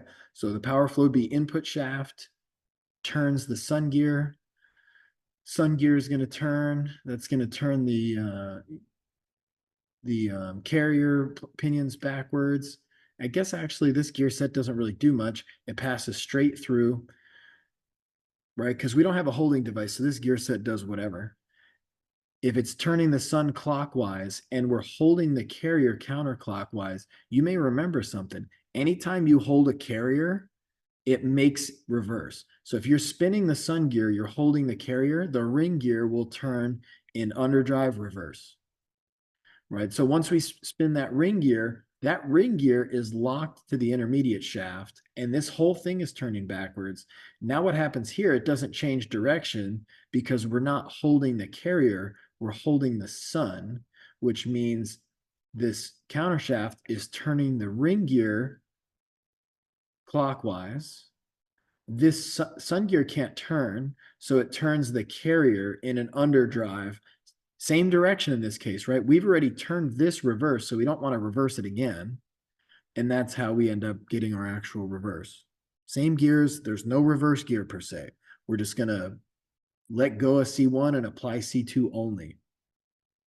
Kind of makes sense. So C2 basically is used for direct drive and overdrive in combination with C1. So if it's C1 and C2, that's direct drive, which later becomes also overdrive. Or if we drop C1 and we only do C2, that's basically the reverse clutch because we only use it in reverse alone. So it's kind of interesting. So that's how the transmission shifts on this 245, A245E. Hopefully that'll make sense. I intend to add a video of us actually shifting and grabbing the different components, but that one's going to take a little time. So the next thing I want to do is explain, this is an old transmission. Some people would say, why are you teaching stuff that's 35 years old? Well, to help you understand it. If you wanted an A750, we could do that too. It's got C1, it's got C2 is down here. It's got C3 here. It's got F1, F2, and F3. It's got B1, B2, B3, B4. All the transmissions are going to work in a similar way. There's going to be a clutch, a band, a brake, or a one-way clutch, and they're all going to hold different parts. So this has got the front planetary gear set, the center planetary gear set, and a rear planetary gear set. And the A750 is a 5-speed rear-wheel drive. It's got 2 overdrives, I believe, but I don't remember that well. It might actually have first, second, third, fourth as direct drive and fifth is overdrive, or it might have first, second, third is direct drive, fourth is overdrive, and fifth is double overdrive. I don't recall. And that's this is the holding chart. So if you were diagnosing a 245E and it had a problem with reverse, you'd be thinking C2, whereas this one, C2 is not even used in reverse. C2 is used in fourth and fifth. And that's why I said earlier, like, you don't need to memorize what clutch is applied in what gear, because that's only true for that particular transmission. So everything you knew about C2, no longer relevant coming from the 245 to this A750. It's not, don't matter. Okay, and then all these components will all have different jobs on different transmissions. Now, the 245E was eventually replaced by the U660, 760, which function the same. It's just a different torque rating in the clutches. So if you're looking at a U660, here you go. C1 is pretty darn similar. C2 is a bit different because it no longer has a Simpson right here. It's got actually a Ravino. So the thing with the Ravino, it's got a sun gear and a separate, I'm starting at the back, but that's okay. A sun gear and a second sun gear. But what's shared is the carrier. So the Ravino is like 2 gear sets, except they share a carrier. So it's different design. And then let me jump to the front. This is what I meant to do. I forgot this one's right to left. So the input shaft comes in. It's got the underdrive planetary gear unit. It's got an input shaft that comes straight through and ultimately becomes the intermediate shaft, this rear Ravino unit, and then that goes out. So this one, in a way, tends to be a little more mechanically simplified, but electronically, definitely not, because we've got a 6-speed now. So they were able to make a 6-speed by using this Ravino.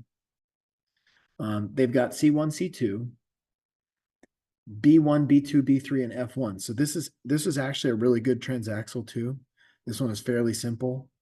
And we were to go from a 4-speed to a 6-speed. This was pretty good arrangement.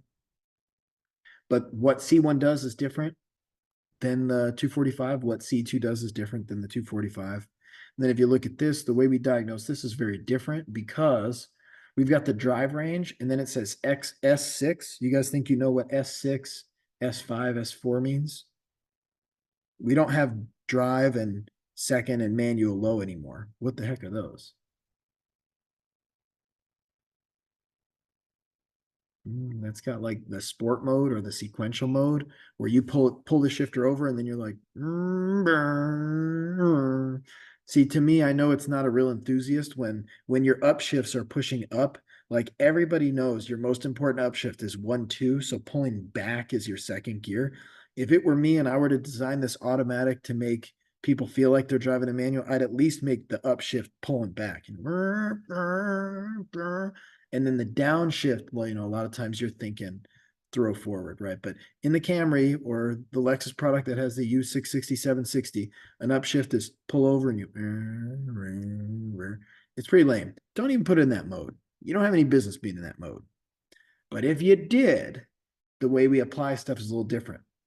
So look at first gear, C1 and F1. Look at first gear in sport mode 1, C1 and F1, yes, but B2 also. So if you were to look, here's B2. So if we have F1 that breaks the ring gear to the case, why do we need F2 to break the ring gear to the case? You explain back to me. We do that stuff for a specific reason. Why are you even going to put it in sport mode 1 for, why are you even going to do that anyway? What do you think?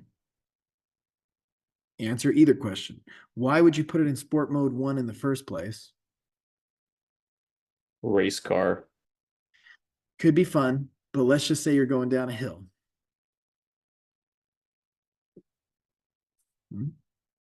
You want some engine braking rather than just ride your brakes? Cool.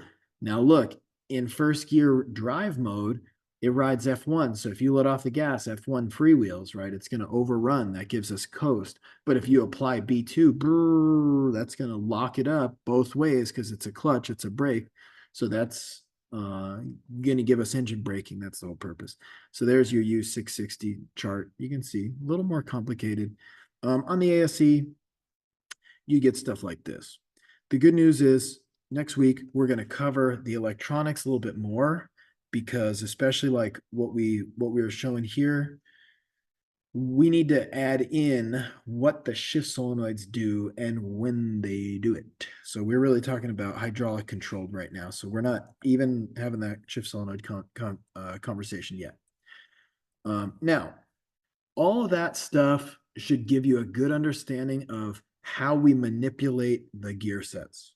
We use 2, 3 planetaries.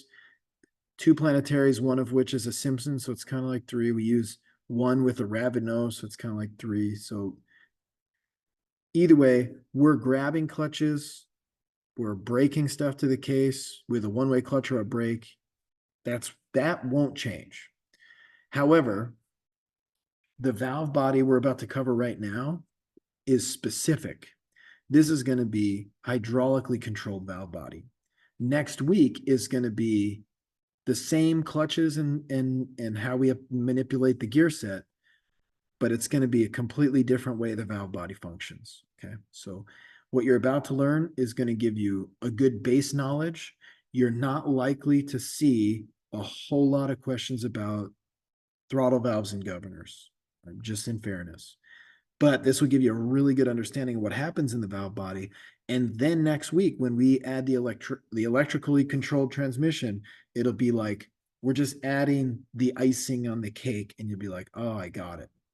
Just trust me. So the valve body's job, direct fluid. So it's going to control fluid through passages and openings. There's lots of little ports and caverns and caves and things and stuff.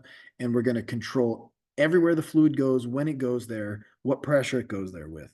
That's the valve body. And that's why in the beginning we called it the hydraulic control unit, because it's not an ECM, but it does control. So here are a bunch of valves. There's a valve with a whole bunch of landings. There's a whole bunch of valves built in one valve right here. There's a valve, there's a valve, there's a valve, there's a valve, there's a valve, there's a valve, valve, and they all live in a body. And so that's why it's a valve body. If you wanted to service these valves, you'd actually have to disassemble the valve body. When you do, you have to take the valve body off. There's going to be a gasket right here. If and when we work on a valve body, you never, not ever, in any way, at any time, for any reason, never ever use any sort of FIPG, soft set sealer, liquid, RTV, silicone, nothing. Absolutely not. No chance.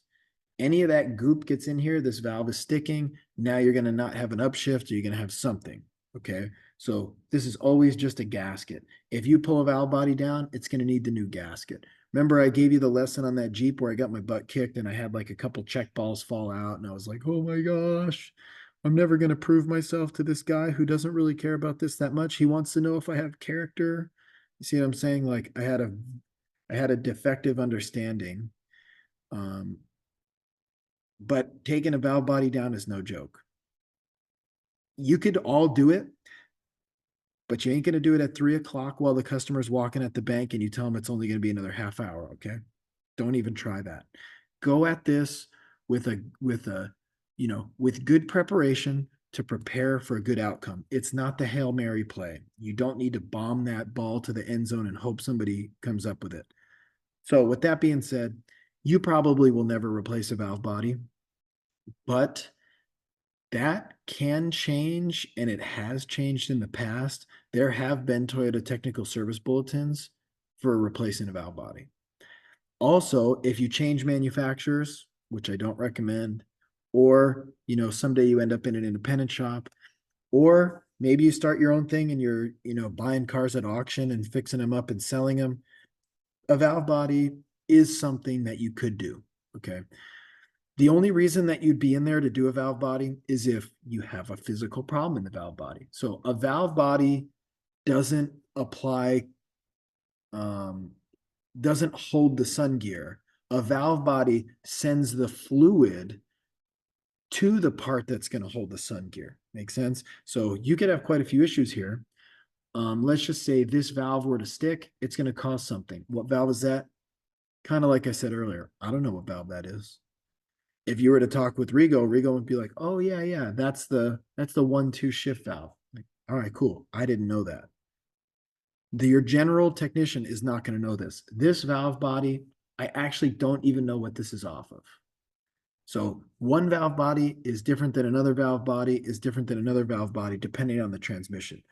Every crankshaft's a crankshaft, but valve bodies, it's the valve body, but they're all different style. All right. So that being said, that's what's in there. These passages could have a leak. The gasket could have a leak. The valves could stick. The valves could be worn. There's other little things in here. We're gonna have some accumulators and some different other stuff in there. All right, now continuing. By the way, key point, throttle position and governor pressure. And then some are going to have vacuum modulators. Okay, so we're right now going to get into throttle and governor pressure quite a bit.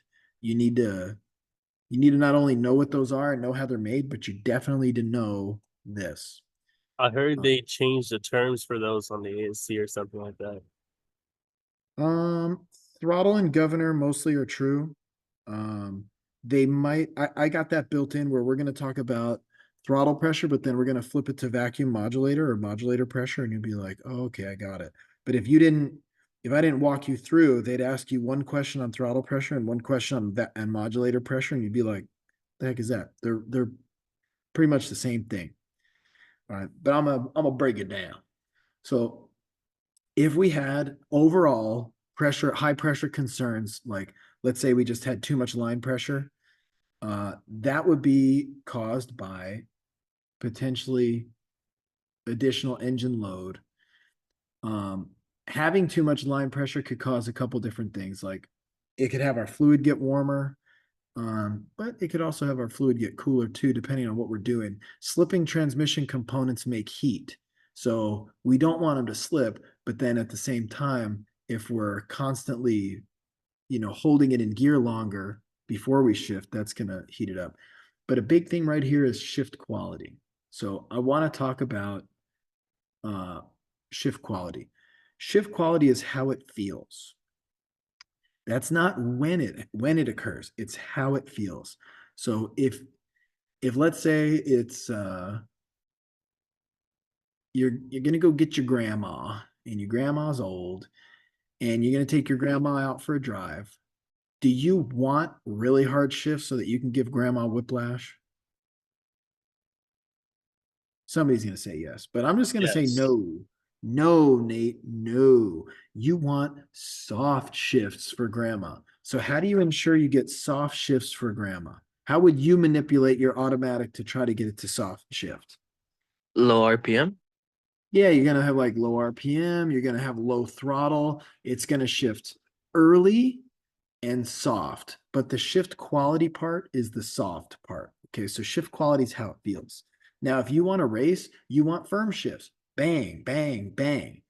But you also want to be late. But for now, we're focusing on the quality. That's a firm shift. That's a soft shift. Now, if we were to talk about timing, shift timing would be an early shift or a late shift, but early and late shift is not really controlled by line pressure. Line pressure controls quality. If you had a hard shift, what would you expect your line pressure to be? High or low? Low? Hard shift? I'm not sure. High. So think about it. Like in this picture right here, our line pressure is ultimately going to go to apply. I'll even go just a little further, just as a preview. Our line pressure is going to ultimately be sent to, I'm going to go a lot more forward than I remembered. B2, right? So if we're in first and we want to apply B2, we're going to send line pressure there. B2 is going to squeeze, right? It's going to break. It's a band or it's a clutch. It's going to apply second. If you send a lot of pressure, how do you think the second gear apply is going to feel? Pretty rough. Yeah, exactly. Now you got me. So if you send a little pressure, it's going to be like, oh, second. Good, grandma. That's good for grandma. If you want to be banging gears and winning races, you better send all the line pressure and be like first, second, boom, whiplash. But if you're driving like that, you better be ready for the whiplash. Make sense? So when we start talking about throttle pressure or about pressure in general, you got to understand. The first thing we're talking about is line pressure. Line pressure can make a soft shift or a hard shift. If the line pressure is too low, soft shift. If the line pressure is too high, hard shift. What will the customer complain about? Hi, my car feels weird. Like they're going to have a really hard time describing this. So if we had to ask them some questions, it'd be like, well, is it a shift that like whips your neck back? Or if it's a soft shift, you may notice the RPMs tend to flare. And we might not get all that much info. We might just have to go drive it ourselves. But when we drive it, you need to know, is this a symptom of like high line pressure or low line pressure? High line pressure is banging gears. Some of you guys started doing diagnosis already. You get in the car, some of these faults that we set up, and when the fault is on, you get in the car and you put in reverse, and it's like, bam, like, whoa, what's up with that? Probably high line pressure. We could measure it, but probably going to be high line pressure, right? So just considering. Now, what about why do we regulate it? We can reduce the engine load because we don't want to put too much load on the engine, improve the fuel economy, lengthen the service life, improve the shift quality. So we need to regulate the pressure. Here's how we do it. This actually we covered once, so it's a bit of review, but necessary review. Transmission sucks up the oil from the sump, sends it to the primary regulator valve. It sends it a few places, but to the primary regulator valve, which can then bleed it off, basically. All right, it can bleed it back down. So the primary regulator valve is sort of like a trap door. If we send the fluid to the downshift plug and to the manual valve and whatever, it's trying to send all the pressure it can there. But basically what the primary regulator valve will do, if it exceeds the pressure, it'll come down and it'll actually just start bleeding that oil out of it. So if a primary regulator valve is stuck closed, the pressure's too high because it's like a trap door. If it opens, it drops pressure. If it's stuck closed, the pressure is going to be high. Makes sense? But if it's stuck open, that means the pressure is going to be low all the time when it should be high. So here's where we were at, right? Nate, you wanted to take grandma out. Well, if you want to take grandma out, you better hope for low line pressure. Otherwise, when you hit second, you're going to give grandma whiplash and you're going to have to take grandma straight to the hospital. But then Roberto, when he sees that Mustang coming up on his quarter panel and his car's translated to an automatic temporarily, he's going to be like, I want a lot of line pressure because I want my shift to be firm. I want to be like, man, I don't want to have some mushy shift and lose some speed right there. So that all starts with the line pressure. And from the line pressure, we make a couple other things.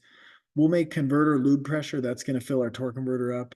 But basically, line pressure is what we're going to focus on right here. So you see, line pressure ultimately ends up at this thing.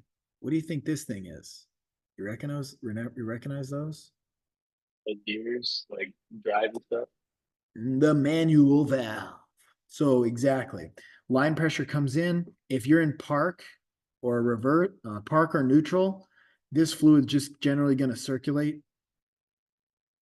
Then if you go to reverse, you can see it would send it to reverse.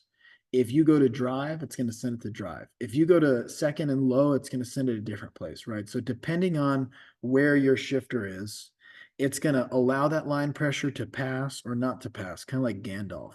You know what I'm saying? Like basically, another word for manual valve is Gandalf. You can call it the Gandalf valve if you want. You shall not pass. It doesn't lower the pressure. It doesn't manipulate the pressure. It blocks it or it allows it, basically. So from there, I want you to consider something. The shift cable adjustment can really mess this up. So if you're in drive, but this valve is like kind of blocking drive, you could be having some issues. If you're in reverse and it's still kind of in neutral, you could be bleeding reverse pressure off. Bleeding reverse pressure off is going to make neutral slip. Make sense? So the reason I bring that up is because this is adjustable by this. So if you were to work on a transmission and you were to have your shift cable adjustment off, you can absolutely mess that manual valve. That manual valve adjustment will be off, and that manual valve may not allow all the right pressure, or it may be bleeding pressure from reverse back into neutral. If you look at that valve, right? You try to go to reverse and this valve is not all the way over and fluid pressure is bleeding back out. This can mess the transmission up. If you were to replace the transmission, it ain't going to fix it because the problem could be literally a cable adjustment. So this is one of those external things. Some people did get to do some cable adjustment and some range switch adjustment and stuff. This is general technician work. This is not, oh, take it to the transmission shop. We need a transmission builder. This is like, if you're working on cars as a technician, you need to be able to do this type of work. Make sense? So would that be like the first thing we check? Like, let's say like a customer comes in and like their complaint is when they put it in reverse, it takes a while when they're pushing the throttle, and then like it suddenly like jerks back or something like that. What you're saying, I would say at least yes, check that. Yeah. If the customer comes in, they have a transmission concern and you drive it and it's not shifting into second gear, no. But if it's sort of like a laggy thing and it seems like, you know, something's up with reverse, or maybe seems like something's up with all the drives, this would be a good thing to check. Absolutely. The other thing is you'd want to use your clues. So if it's a car that's never been worked on and it's got 50,000 miles and it never had a problem, but now it has a problem, I'm probably not suspecting the shift cable. I might at least visually look at it. And let's just say you visually look at it and you're like, wait a minute, I see some clues here. It looks like the airbox was off because they didn't put the clips back in, or there's some bolts. Like, you guys work on these cars a lot. If you're seeing bolts and they're in places that they don't belong up by the airbox, the shifter cable's under the airbox, you'd be like, what were they doing in there? Make sense? Or another thing that'd be really possible is maybe somebody pulled the engine and transmission out, or they redid, one of the techs in the shop redid the engine, and you know they had worked on the, you know, at a minimum they hung the transmission, at a maximum maybe they pulled it. It might be like, what's the history? Does it seem like somebody might have been in there? Because when they adjust it from the factory, it should never need to be readjusted again. But, you know, there's a thing, I call them two-legged varmints. You ever heard of it? You know what a varmint is? Varmint.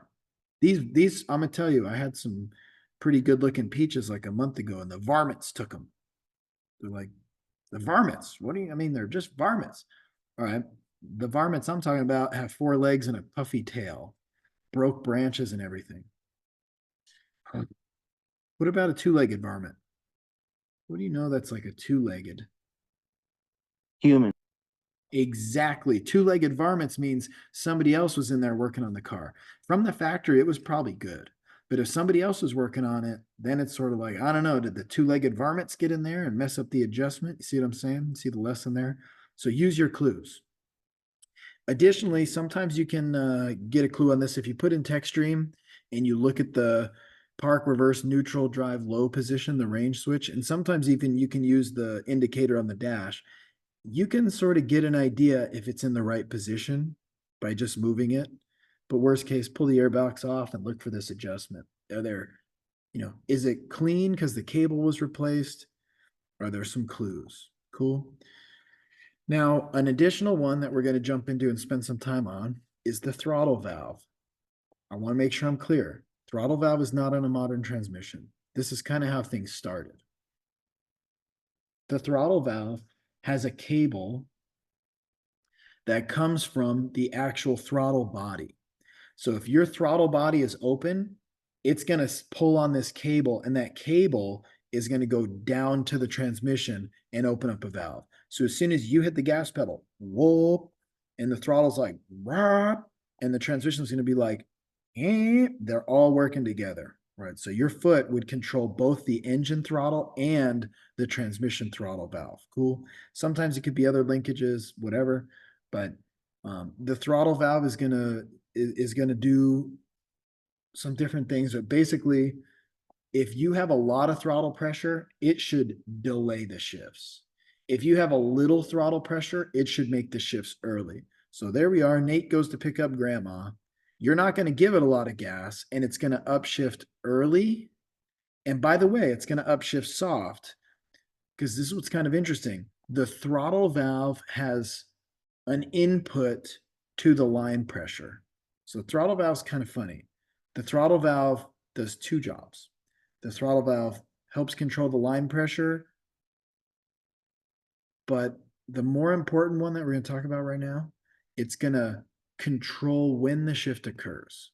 So if Nate's taking grandma out, Nate's not giving a lot of throttle, the shifts are going to be early. If Roberto's taking his imaginary car, the Integra that's automatic swapped, he's going to be like, I ain't not going to lose to no Mustang. I can't lose again, right? He's going to be wide open throttle. That's going to delay the upshift all the way to red line. Make sense? The throttle valve controls all that for the transmission. Cool. As we continue, let's say if you close the throttle valve pressure is reduced, so it goes down. When it's closed, it's going to move. It's going to use the spring, and it's going to basically, well, let me just show you this actually.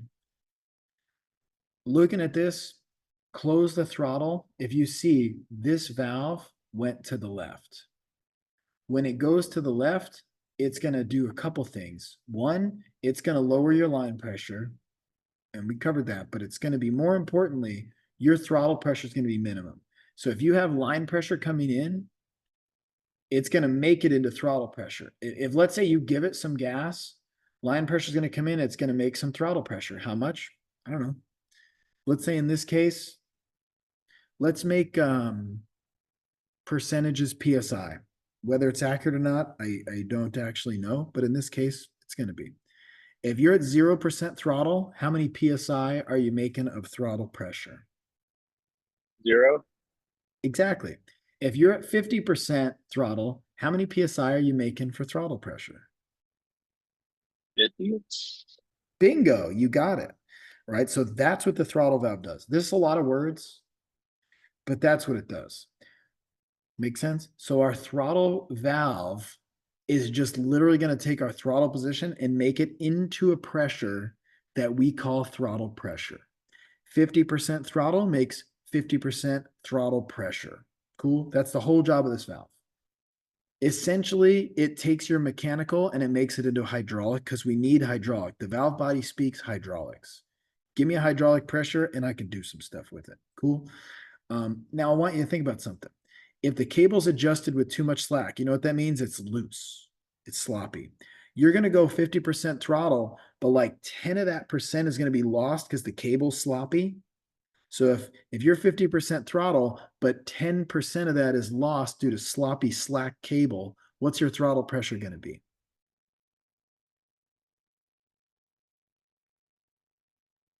Come on, give me the number now. You said 30% is lost? 10%. 90. Exactly.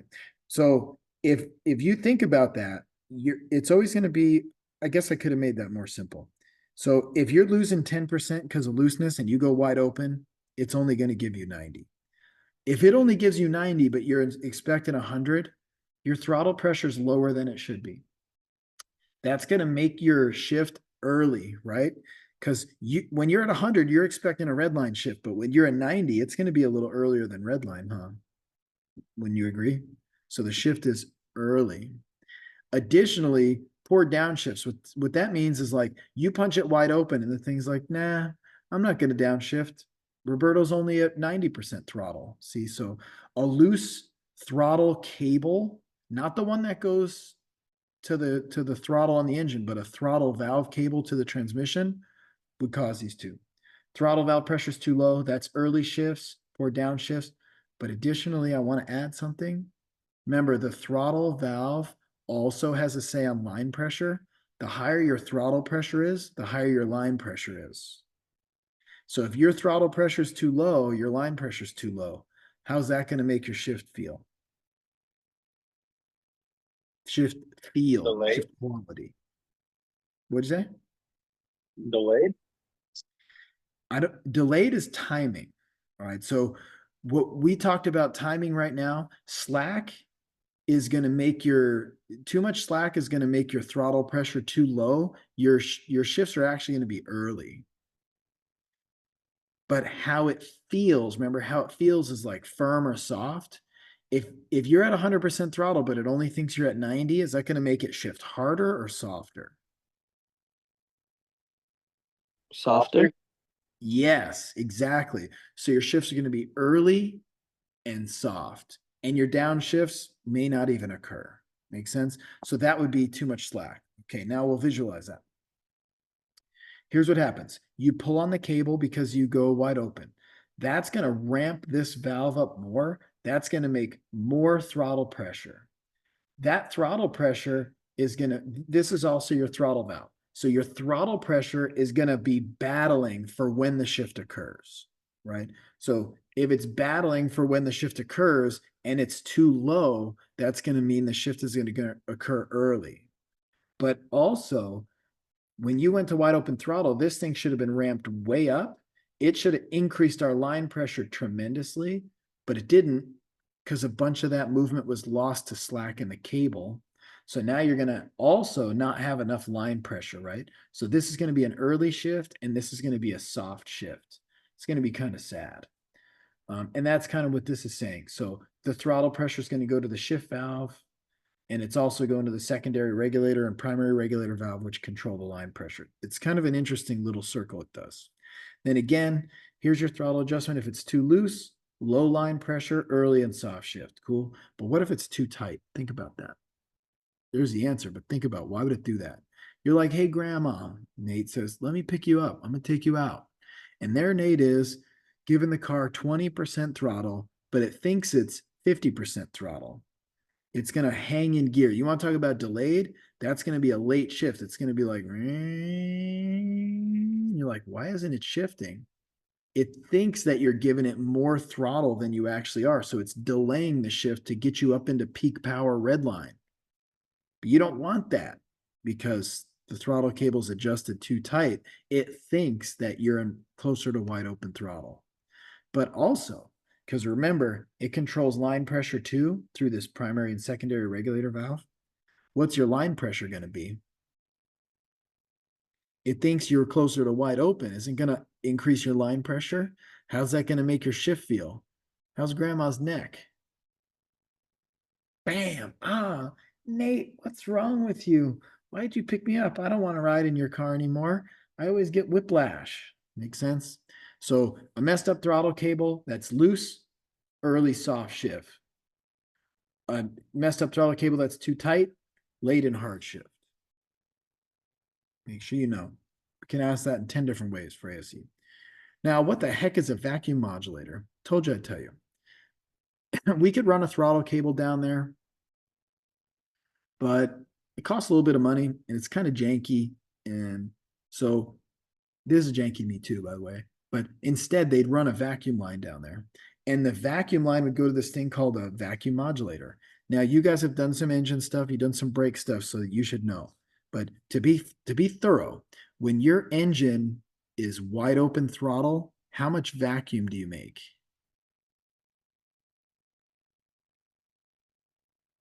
A lot. No, exactly opposite.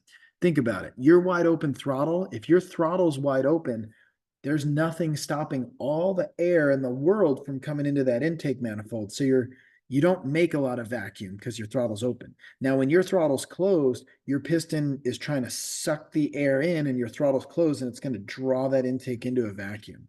So it's an inverse relationship. When you're wide open throttle, you have little vacuum. When you're closed throttle, you have a lot of vacuum. So they take this modulator and they say, you know what? We don't need a throttle valve and a throttle cable. We can use a vacuum modulator. When your vacuum is high, that means low load. When your vacuum is low, that means high load. So it's an inverse relationship, inversely proportional to engine vacuum. So if you have low vacuum, that means high load, we're going to increase our modulator pressure. So basically modulator pressure, it's like throttle pressure, except we use a vacuum line to make it in a modulator. Cool. So like, here's what that looks like. High engine vacuum, that'd be like closed throttle. This is going to make 0 modulator pressure. Then there you go. You punch it. Oh, and now you have 0 PSI vacuum. That's going to make high modulator pressure. All right. So the only difference is rather than a throttle cable, it's a vacuum line. Rather than wide open throttle making a really tight cable, it's going to make really low vacuum. But either way, the modulator pressure and the throttle pressure, they're still kind of the same. How we make them is different, but they're still kind of the same. A lot of engine load, a lot of throttle pressure. A lot of engine load, a lot of modulator pressure. Makes sense? The vacuum may be inverted, but the actual pressure for the modulator is still the same. So now let's keep that in mind as we go ahead. The vacuum modulator you can see right here as another point. It should be replaced if you do an overhaul. They can have some issues like that vacuum line can crack. The diaphragm in the vacuum modulator can leak. We've even seen a vacuum modulator has a rubber diaphragm in there. The diaphragm will rip. The vacuum will keep sucking on it, and it'll suck the ATF right out of the transmission and actually cause ATF oil consumption. Isn't that crazy or what? So a vacuum modulator can cause a number of things. Now I'm going to hurt you a little bit. If I had a leaking vacuum line, what do you think it would cause? I'd be really surprised if anybody gets this. Leaking vacuum line. I'll give you a clue. Engine code. It might say a PL171 fuel trim lean, but this is a hydraulically controlled transmission, so I'd assume we don't even have an ECM. This is old school. This is unlike the classic, domestic probably. Early shifting. Okay, let's think about it. I'm going to give you two options. It's either going to be early soft shifts or late delayed shift. It's a tough question. And delayed. Late and delayed. All right. Well, let's talk it through. If you were to have an engine running at idle, how many inches of mercury should it make? 17 and 21, right? Yeah, so let's call it 20 just for round number. 20 inches of mercury is a lot of suction. If you have a leaking vacuum line, what do you think you're going to get down at the vacuum modulator? Less would less be a fair? If it's totally broken, you get no vacuum, exactly. But less would be a fair, assessment, right? It's going to get less pressure. So if 20 inches of mercury is at idle, closed throttle, but you only get 10, wouldn't that indicate you're kind of like at least half throttle? So isn't that going to like delay your shift and make it firm? You're right. Right. If you're losing vacuum, that's indicating higher load than actual. Your transitions would be like, okay, we're in race car mode. Delay those shifts. Make them shift hard. Bam. Exactly. Cool. So that stuff could happen. Now continuing, there's another thing called the kickdown valve. The kickdown valve is going to use basically like a throttle cable and valve, but sometimes they'll combine the two. They might do like a vacuum modulator, but they might also shoot a kickdown cable down there just so that like when the instant that you hit the throttle, boop, that cable's like, that will initiate a downshift. So if you ever hear the term kickdown cable, you can kind of think of it as like really similar to the throttle cable. And then you can see like there's a couple different spots right there. So, and some actually had kickdown solenoids. So this would be a little bit in between electronic and hydraulic. It'd be like basically a completely hydraulic controlled transmission, but their downshifts were crap. So they put one solenoid in there just to initiate a downshift. Because if you're driving a car and you're in fourth and you punch it to pass somebody, you don't want to wait. There might be oncoming car and you're trying to get around them in the passing zone. You need it now. So that was the main purpose of any of this kickdown stuff. And sometimes they can have a throttle valve and a kickdown valve. And sometimes they could be operated by the throttle valve inside. So they have one cable and the throttle valve will do the main job, but then also a kickdown valve will be pulled off of that throttle cable just to really make the downshift super tight. A little bit silly. Now, we're done with throttle valve and modulator and a little bit kickdown. We're into the governor. So the governator, not to be confused with Arnold Schwarzenegger, is, as they say, hydromechanical valve producing governor pressure based on vehicle speed, also known as ground speed. Definitions. Vehicle speed. You know what that means? How do we measure a vehicle's speed?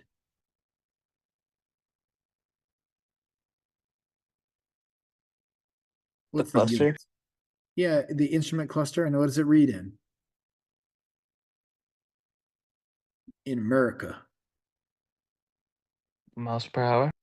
Bingo. So that's your vehicle speed. They'll sometimes also call it ground speed, which is like same thing as vehicle speed. It's like how fast are you turning, how fast are you going across the ground? The reason why ground speed's kind of fun is like the ground speed is not in RPM, so it's like the ground speed, not the revolutions per minute, but the ground speed. So whatever, miles per hour. So the faster you go, the faster this governor spins. The slower you go, the slower the governor spins. So it's going to be directly tied to vehicle speed or ground speed, and the pressure is going to vary as your vehicle speed or ground speed vary. Kind of makes sense? Like in this case, here's a governor and it's pulled off of the output shaft. That kind of makes sense because, and by the way, this was not my image. There's a bit of an error here. 4L60, well, it could be a 4L60, but 4L60 is generally a 4L60E. That's an electronically shifted transmission. This is probably actually more like a 700R4. So if you went back in time, transmissions were controlled by a throttle valve or a vacuum modulator and by a governor. So if you were to basically, you could hook it up to any engine, and as long as it got a throttle signal, or which could be vacuum, and a governor, that that transmission would shift and function, do its own thing. We didn't need programming, we didn't need computers, we didn't need any of that, right? So it's kind of a cool design, but as they evolved and got better, this governor was eliminated. And that's why when they're showing a 4L60, I think that's a 4L60E, and I don't think it had a governor. The transmission before that was a 700R4 that did have a governor. So when people were doing engine transmission swaps back in the day, they'd love to go with the 700R4 because it was mechanically controlled. If you had whatever, like an old hot rod car, it didn't have any computer. So you wouldn't use a 4L60E because that's electronically controlled. You get a 700R4, you could slap it in there, and that governor would just make it upshift. And that vacuum modulator with a vacuum line would just make it downshift. And it was really a lot more simple. There was just no programming. There was none of that type of stuff.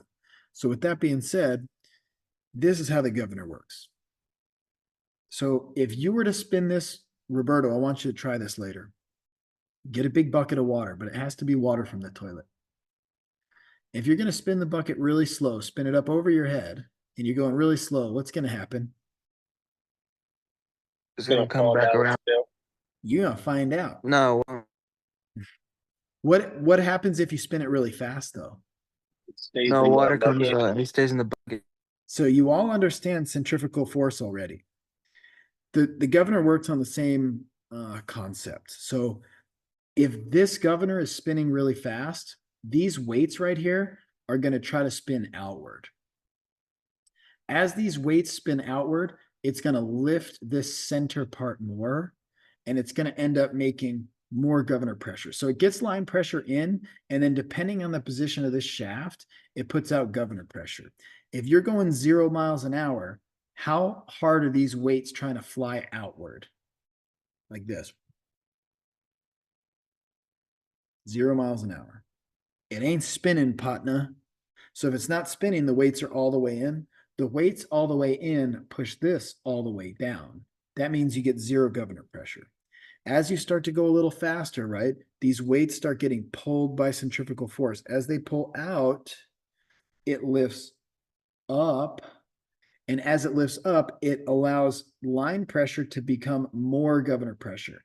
Maybe you're going 10 miles an hour, that's 10 PSI. 20 is 20 PSI. 30 is 30 PSI. Kind of makes sense? Just as a base number. Cool. So the faster you go, the more governor pressure you get. That's why we run this right off of the differential. So remember I told you I was trying to fix that Jeep? I had no idea what a governor was. Now that I understand a governor better, I would have never expected to be under the valve body. It's going to be out at the output shaft somewhere because it's monitoring vehicle speed. It's not going to be up in there's no reason for it to be there. It needs to be on the final drive or on the output shaft. Kind of makes sense. So I'm just letting you know, I really didn't know. Okay, and then this is just kind of showing the motion some more. Line pressure comes in, low speed, maybe a little governor pressure, maybe none. Get it spinning higher speed. This thing is lifted, line pressure comes in, it makes more governor pressure because this is spinning outward. Oh, and this one's actually backwards. This one gets pushed down to make line pressure. So either way, it doesn't really matter. As the weights come outward, this center part's going to move, in this case down, and the line pressure is going to be ported into the governor pressure with a bigger valve, bigger opening. The bigger the opening, the more governor pressure, right? And your governor pressure will just go up and up and up. Cool. Not that hard. This is actually what they can look like. A lot of times they have a gear right here, and that gear will be driven right off of the differential drive gear. And then these are the actual weights that spin, and then we'll send line pressure in one of these ports, and we'll send governor pressure out. And then that governor pressure is going to go to all sorts of special places, which I'll show you. Cool. Fun fact, back in the day, if you were to want to tune your car, remember like tuners now are kind of different, but back in the day, tuners were like wearing white shirts and they had slicked hair and they had cigarettes rolled up in their sleeve. You know, those were tuners. You know that, right? Like the greaser dogs, the greasers. Make sense? You want to know how they would tune this thing? You want it to shift later, don't you? If you want to win the race, especially if you tuned up the engine a little bit, you know, you put some stiffer valve springs, you want to increase your red line, you want to have your shift timing later so you can get higher in your RPM range and win the race. And the female, I assume, based on, you know, the culture at the time, you're like, yeah, let me get the girl. I got to win this race. You know what I'm saying? Just keep it rolling. How are you going to win? You're going to shift later. How are you going to shift later? You have no tuner. There's no HP tuners. There's no take it to the tuner. What they'd actually do, they could add or remove weight from these weights. So if you think about it, the more the weights fly outward, the higher your governor pressure, and the higher your governor pressure, the sooner it's going to shift. So if you want it to delay your shift, you want your governor pressure to be less, they would actually drill a little bit into these weights, and that would make your governor pressure less, which would make your throttle pressure win for longer and shift later. So that's how they were doing tuning. They're over here grinding and sanding and drilling and stuff. Pretty nuts. Putting it back in, getting the ATF on their hands, wiping it in their hair, saying, how you doing? How you doing? You see what I'm saying? That's how it works. I'm pretty sure. Definitely. Absolutely sure. So there's your governor a little bit more. And now one thing that we need to make sure you understand, that governor pressure goes to the shift valves. Okay, so that's the next thing we're gonna cover. Now there's a little bit of details here that to me aren't generally all that important. They could change this spring tension. They could change the amount of weights. People were in there fine tuning their governors to get their shifts to occur when they wanted it. Make sense? And a lot of times they're mounted in the case. There could be mounted, it's something up against the output shaft or the final drive. It's going to be mounted somewhere like that. See, that's the output shaft. Cool. Here's what I was saying about the tuning. If this governor is the exact right weight, and you know the flyweights are the exact right weight, the 1-2 shift at wide open throttle should occur at 22 miles an hour. The 2-3 shift should occur at 40.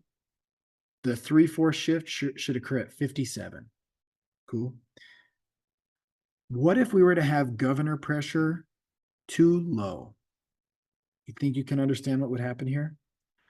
The governor pressure increases. When the governor pressure reaches this pressure, it makes it shift. If the governor pressure were to be lower, it wouldn't reach that pressure till later. What you think? Well, if it was a little bit lower, it would shift later. If it was able to make no governor pressure, Nate, what did you say it would do? If it had zero governor pressure? Would not shift. Exactly. So now I'm gonna give this guy I trash talk a little credit. So at the dealer, when I told this guy, hey, I got a Jeep and it won't upshift from first to second, and he told me, oh, that's the governor, you know, he knew something. Now that I understand, he probably didn't really understand why or how or whatever, but someone in that shop knew. If your governor pressure is 0 or you have a problem with governor pressure, you can get shifting issues. If your governor pressure is too high, it's going to be early, but not soft. Governor doesn't control line pressure. You have to know that. Governor does not control line pressure at all. It only controls shift timing. So line pressure is quality, hard shift, soft shift. Timing is just early or late. Makes sense? Governor, now the throttle does control both, but the governor does not. So if it was a problem with the governor and it was making too much governor pressure for whatever reason, it would shift early. But if it was not making enough governor pressure, it had a leak, it had a problem or whatever, it would shift late or maybe not at all if it was a really bad leak. So the symptom on this Jeep was delayed or no shift into second. So like he kind of knew it was the governor, but he didn't know enough to really say, why don't you measure the governor pressure and see if the governor pressure is in spec? Because if he were to say that, I'd be like, oh yeah, let me find it. And then I'd look and there'd be no governor pressure test port. And I'd be like, something's weird, you know? So like if you give someone a symptom and they tell you a part to replace, my initial thought is they know just enough to be dangerous. They don't really understand how you diagnose stuff. Maybe I'm wrong though. Maybe they know so well that they already know they're going to be right because they're such good at diagnosis. That could be. But most of the time, that's not the case. And of every 100 technicians, one of them is really good at diagnosing. And then probably about 70 of them suck and they should be fired. And then that leaves you about like whatever the number is, 29 of them that are like, they're trying. And one is good. Make sense? In fact, those numbers are probably skewed. There's probably one that's good, 10 that are trying, and 89 that suck. And they, that's what I'm saying. My approximate numbers. Prove me wrong. I'd like to be proven wrong. So, right. So that's kind of how it works. This guy knew something, but I think he didn't really know. He just heard other people talk about it. Somebody else told him slap a governor in when it doesn't shift. So he just like, yeah, it's a governor. Good to go. Was no governor. It's next week's topic now. Now, when we're doing this type of stuff, we're making throttle pressure, we're making governor pressure. We also use sometimes like a separator plate, and these have orifices, and these different passages and holes, depending on their size, will control the shift. How it feels, the little details of the transmission can be controlled by how fast or slow the fluid moves, which we can control by sizing the holes. Right, so that's another little detail. And then there's accumulators, which we've discussed. Accumulators cushion the blow. So if we were to get fluid from a shift valve and it were to hit this accumulator, this is going to give us a little cushion, but it's at the same time going to the servo, and the servo is going to squeeze the band. So it's just parallel circuit basically, but it has nowhere to actually go. It just cushions it. Cool. So that accumulator would be only for that circuit. So the one I like to give an example on is the 2-4 of a 4L60E. Second and fourth band is applied in second and fourth. So when you're in first and you go to hit second, it's going to send fluid to that 2-4 servo, but it also has a 2-4 accumulator, which is kind of like they're together basically. If that accumulator had a broken spring and this diaphragm, it has a seal right here. If that piston were to just be like compressed, the fluid would rush in from the shift valve and it'd be like, no cushion, no problem. Bam. And it would slam second. But how would third gear feel? How would third gear feel if we had a broken 2-4 accumulator spring? You want a clue? We don't use the 2-4 band in third. So what'd you say, Roberto? It would slip. It wouldn't actually do anything. Third would be normal. So these accumulators, these cushion the shift, but only for the gears where that component's applied. So if it's a 2-4 band and a 2-4 servo and a 2-4 accumulator, you're only going to feel that in second and fourth. Make sense? So you got to make sure you understand the accumulators only affect the gears that they're in the circuit, hydraulic circuit with. Kind of makes sense? Okay, good. Now, and this is another diagram of an accumulator. So line pressure comes in, it's going to do its thing. In a more modern one, we're actually going to offset it with accumulator pressure. We use one valve to control accumulator pressure. We use a different valve to do line pressure. We can really fine tune this. The most important thing though is the accumulator is going to provide a cushion, but on the newer ones, we'll actually provide back pressure to support the spring so we can fine tune the shift even more. So like on old school, it was just a spring. On a new school, it's like, hey, if you want a firm 1-2 shift, we can bleed off that accumulator pressure. We could stiffen that accumulator pressure up to give us a firm shift, right? So anyway, line pressure. We talked about it, and make sure you understand. The line pressure is what applies the clutches and the bands. We create it by regulating hydraulic pressure. So the pressure regulator is gonna basically create the line pressure. If you have line pressure that's high, how is your first to second gear shift gonna feel? High line pressure.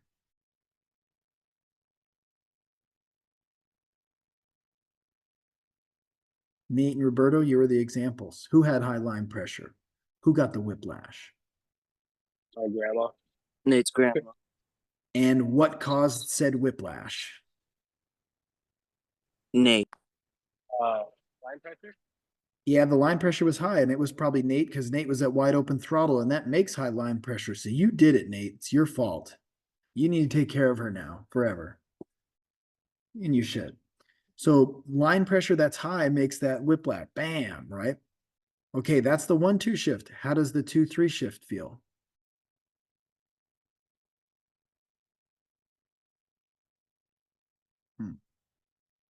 Take a guess. Line pressure is high. 1-2 shift is going to bang. 2-3 shift is going to bang too. Because the line pressure controls the shift, right? Boom, boom, 3-4, boom. They're all going to bang. So what was the difference between high line pressure and an accumulator defect?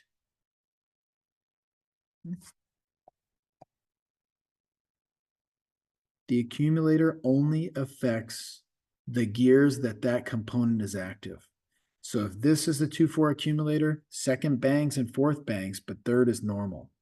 If it's high line pressure, first, second, third, fourth, reverse, every gear is going to be a hard shift. You understand? High line pressure makes all of them bang. Cool.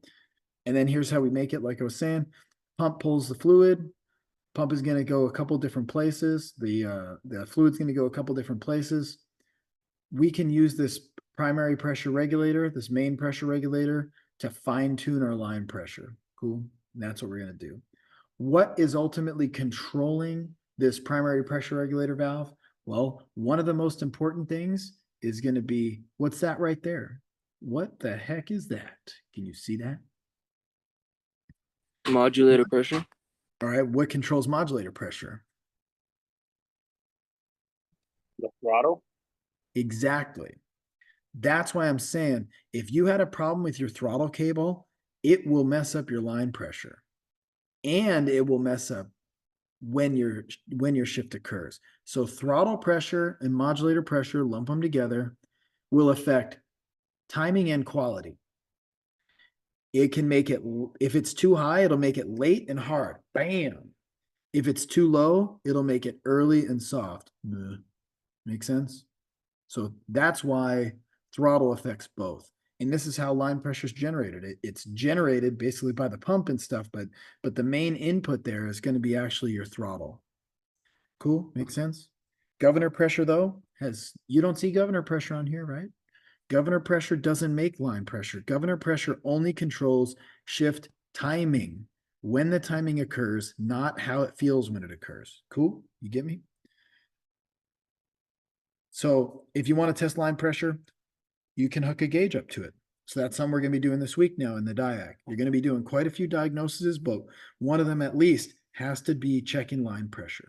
We're going to go ahead and hook up the gauge. You're going to see, is it in spec? Is it high? Is it low? If it's low, what does it cause? If it's high, what does it cause? Make sense? And by the way, first and reverse typically have higher pressures. Reverse a lot of times has the highest pressure, but reverse and first have higher amounts of line pressure. Why do you think? That's like the launch. Like you need some power to get the car moving. True, but the transmission doesn't make power. The engine makes power. But what's the transmission got to do with that power? Has something to do with the stator, right? The torque converter is going to do its thing, but now we're just in the transmission now. So if you send a lot of power through the transmission, what's the transmission need to be able to do? And line The pressure. power- It's got to be able to handle it. So we want higher line pressure so it squeezes the clutches tighter so it doesn't slip the clutches while you're at wide open throttle. Make sense? We always want high line pressure when you're in first and reverse, especially when you're wide open throttle. So first and reverse will have higher line pressure base, but if you also give a lot of throttle, we really want high line pressure to really squeeze those clutches. Make sense? So it's pretty fun. Now let's talk about shift valves, and this is going to be absolutely critical for you to understand. So a shift valve is basically like a spool valve. It has multiple lands, so you can see this is all one valve right here, but it's got lands. So this land is basically a surface area for governor pressure to push. This port right here, line pressure is coming through, and it's making it to port B, which is applying clutch B. But if this valve moves, these little lands will allow fluid to go to port E and block fluid from going to port B. You can see how that would move left to right. And then we might also have a spot for it to exhaust and whatever. Then we have another face over here for throttle pressure. So what I described to you earlier, we have this deadlocked Mortal Kombat battle.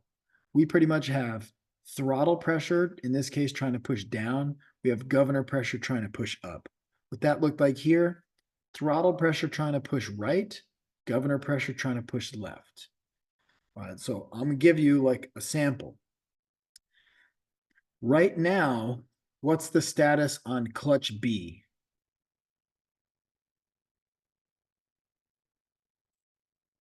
Applied, released, what's up? It looks applied. It is applied.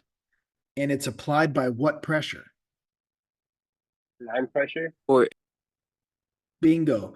Line pressure coming from port A being connected to port B. That's what the valve does. It says take A, connect it to B, allow the line pressure to go through. So again, if you're at wide open throttle, this is going to be a lot of line pressure. But if you're at light throttle, it's going to be a little bit less line pressure. That's fine. The shift valve doesn't really control how hard the shift occurs. It controls when it occurs, right? So here we are. We know that we have, a certain amount of throttle pressure. Let's just say, in this case, we're at 100% throttle, which means Roberto's driving. Right, so you're 100% throttle. You got 100 PSI here. And I'm going to make this a really simple example. Let's just say you got 100 PSI here because 100% throttle. And I'm not saying this is acceptable, but to do the math, just understand. Right here, let's say you have 90 miles an hour, which makes 90 PSI. Which one's winning? Throttle or governor?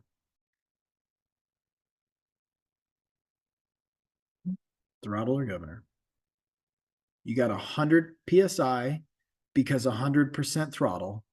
You got 90 PSI because 90 miles an hour, right? Because remember, it's throttle against speed. Throttle. Throttle wins. So you know what that means? It's going to continue to push right, which means it's going to continue to go to port B. That's fourth gear, right? Now, eventually, you're going to hit 101 miles an hour. Should we make it kilometers? Let's make it kilometers so it's less illegal. 101 kilometers per hour in Mexico. When it hits 101, who wins? Governor pressure. The governor overcomes and it pushes to the left. And when it pushes to the left, the line pressure is blocked off from B, which means it drops fourth gear and it goes to E, which means it's now in fifth. Do you understand how that shift just occurred? So governor pressure is only applied at high RPM. The governor pressure is all about miles per hour. So I'm going to do a little annotation, which I think will work. I know sometimes annotating has been weird lately, but it used to be perfect. I really don't know why. See, I click annotate and I don't even get, let me minimize this for a quick second. Annotate. Yeah, see, I unfortunately I can't draw on this, which I have no idea why. Let me move this. See, I move stuff all over the place. For some reason, I must maybe need to do like some update or something. But if I could have drawn, which I haven't totally given up yet, but see, like it sees me click, but it won't actually pull it out. If I could annotate, this would be throttle percentage, and this would be miles per hour. So it's not that the governor is getting RPMs. The governor is getting miles per hour. Technically, it kind of gets RPMs, but it's transmission RPMs, which is why I really want to call it miles per hour, okay? So it's miles per hour versus throttle.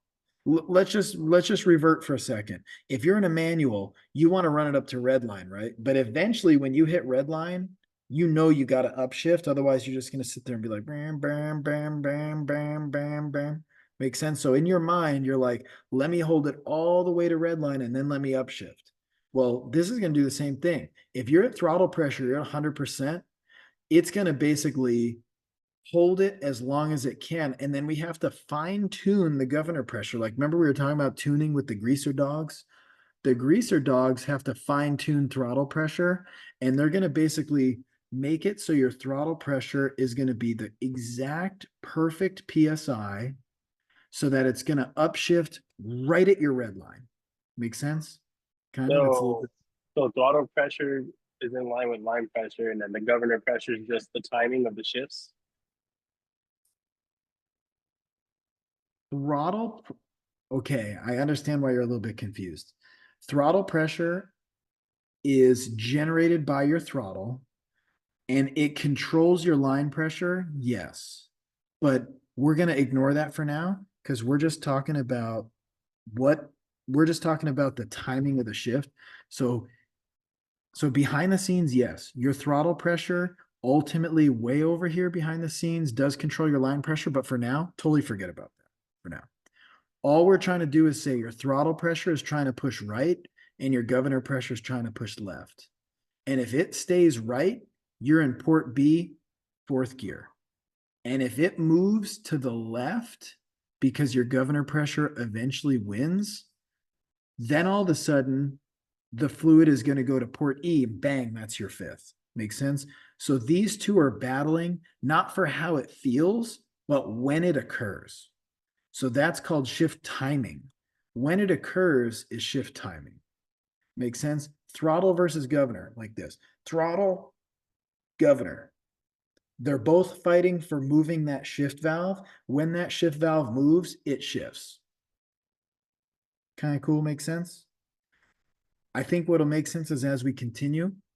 So if you mostly understand shift valves, we're ready. We were talking about this a little bit. I think you'll appreciate we have throttle pressure pushing down. We have governor pressure pushing up. We have line pressure coming in. But look, is it going to the second brake right now? No, right?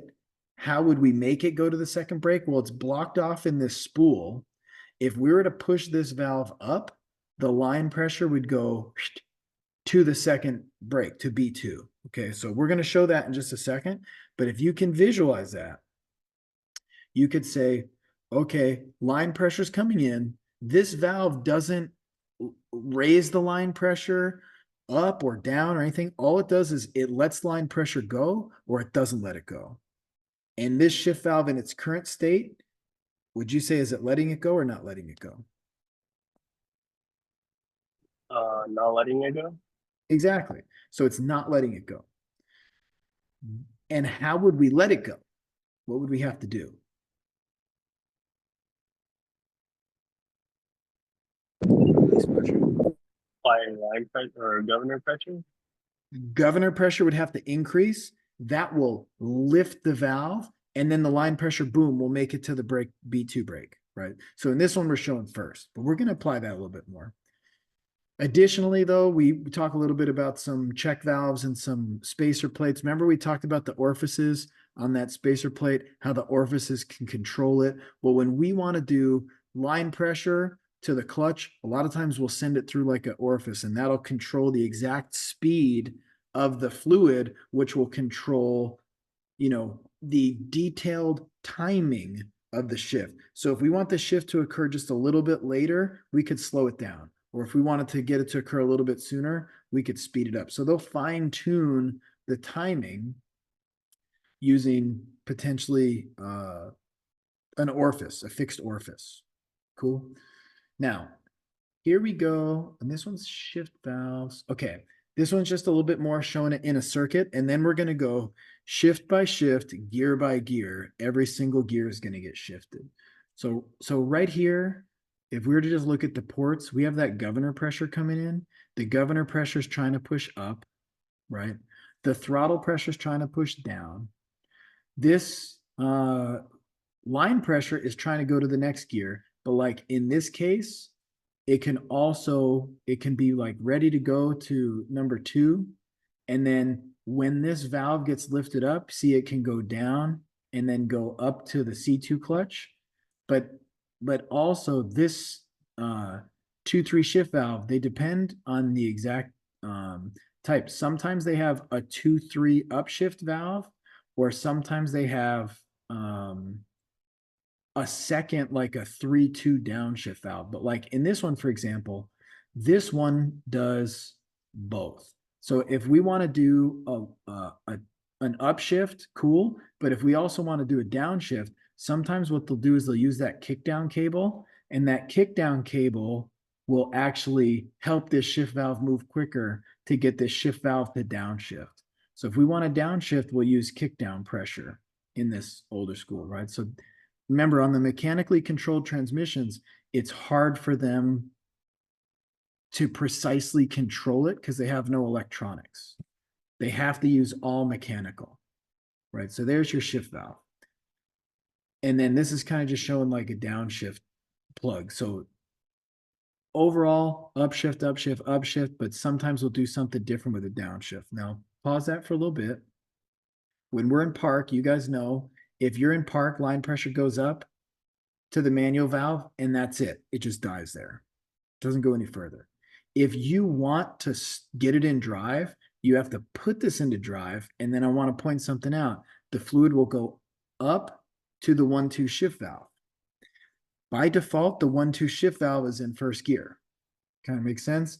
Then if, let's say, you want to get into second gear, what would you have to do to move this? Just as a baseline. What would you have to do to get it to go Increase up? governor pressure. Bingo, exactly. So you're getting the concepts. Now we're gonna really fine tune these. Here you are in first gear, right? You shifted the manual valve. The reason it went into first gear was because you shifted the manual valve. First off, the manual valve comes over, line pressure goes through the manual valve, it hits the 1-2 shift valve. The 1-2 shift valve, basically, if you look, see how this valve's all the way to the right? Right now, the throttle pressure is winning, which nails the valve to the right. And the 1-2 shift valve sends the fluid to the first gear clutch or band. I don't know what it is. This is a hypothetical. But in first gear, something's applied. Remember the beginning? We had like some different, C1 was applied. Maybe that's going to C1, but in this case, it's whatever it is. First gear clutch. Cool. There it is. Now, as long as our throttle pressure is winning, we're in first. What if I were to get higher and higher and higher in speed? What would be happening to our governor pressure? Should be increasing. up and up and up. And eventually, the governor pressure is going to win. When the governor pressure wins, what happens to this Shift a valve? second. Bingo. And But here's how it does it. The valve gets shoved to the left. And when it gets shoved to the left, look, it blocks off first gear. And that line pressure is able to go through a port. And then it's actually going to go to second gear. Do you see that? That's crazy, huh? now it makes sense. Ah.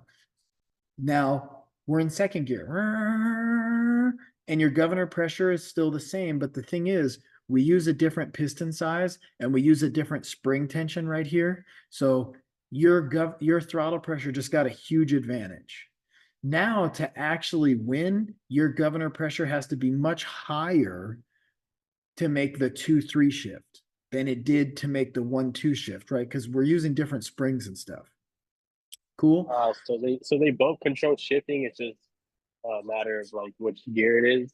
Exactly. So your throttle pressure is the same whether first, second, third, fourth. Your governor pressure, it doesn't change with gears, it only changes with speed, right? So if you're at, let's just make up a number, 100 kilometers an hour. You know why I'm saying kilometers? I'm not telling you go do 100 mile an hour. 100 imaginary units such as kilometers per hour. It's always going to be 100 psi, but 100 psi is more than enough to do the 1-2 shift, but it might not be quite enough to do the 2-3 shift. See, it's kind of funny how it does that. And now your throttle pressure can vary too. So if, let's say, here you are in second and all of a sudden you let off the gas, what's your throttle pressure going to do? Gonna drop.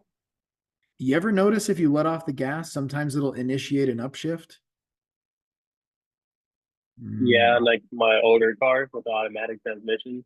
Yeah, with the automatic, if you want it to shift up sooner, go ahead and let off the gas, because when you let off the gas, your throttle pressure is lowered and then your governor pressure might not have gone up, but all of a sudden your governor pressure is like, oh, I got this. Boom, and it wins. And then that 2-3 shift moves to the left and then boom, there you go. Now the 2-3 shift passes it on to third gear. Right? Make sense? So we'll back it up. Boom, boom, boom. First gear, actually park. It just goes to the manual valve, don't go nowhere. You put it into drive, bang, fluid goes up to first. Your throttle pressure is winning, it stays in first. Eventually, your governor pressure comes up, it moves the valve to the left. Bang, now it shifts, now it's going to second gear clutch. Cool, but it's going to stay there because your throttle pressure is winning. Now, like in this case, you let off the throttle pressure and your governor pressure continues to increase, then all of a sudden this spool valve goes to the left. And when it does, now all of a sudden, bang, it's no longer going to second gear, it's sending the fluid to third gear, right? You can visualize that. That is the job of the valve body. It takes the fluid and it sends it here or there or, wherever it really needs to go. Kind of makes sense? Now, in the beginning, we talked about how if the fluid was going to first gear, remember, that's going to be a clutch, first gear clutch. We're going to drop the first gear clutch, and then we're going to send it into the second gear intermediate band or something. Then we're going to drop that second gear, and then we're going to send it to the third gear, the direct clutch or something. So in the valve body, we're controlling where the fluid goes. But remember, the fluid can only pump up a piston or apply a servo. It's still got to grab those components. But now you should really be starting to get an image of how that transmission's actually working in there. Pretty crazy, huh? But also kind of fun.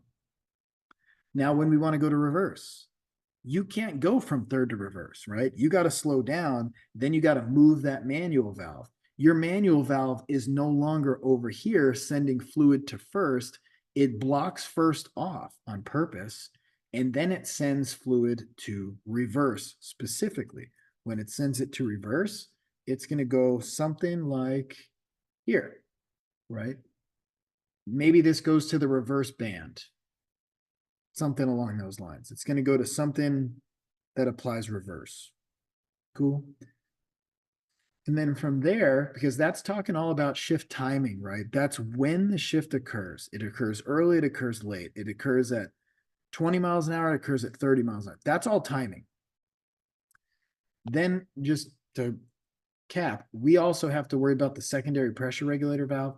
That's the one that's going to ultimately give us our line pressure. So we can have a couple different things going on, but remember, our throttle valve is an input to this regulator, and the regulator makes the line pressure. So yes, if our throttle increases, it'll delay our shifts, but it'll also increase our line pressure. So if we were to come back here and we were to want to hit first, second, if we had high throttle pressure going around the back door through that regulator valve, it'll also mean high line pressure.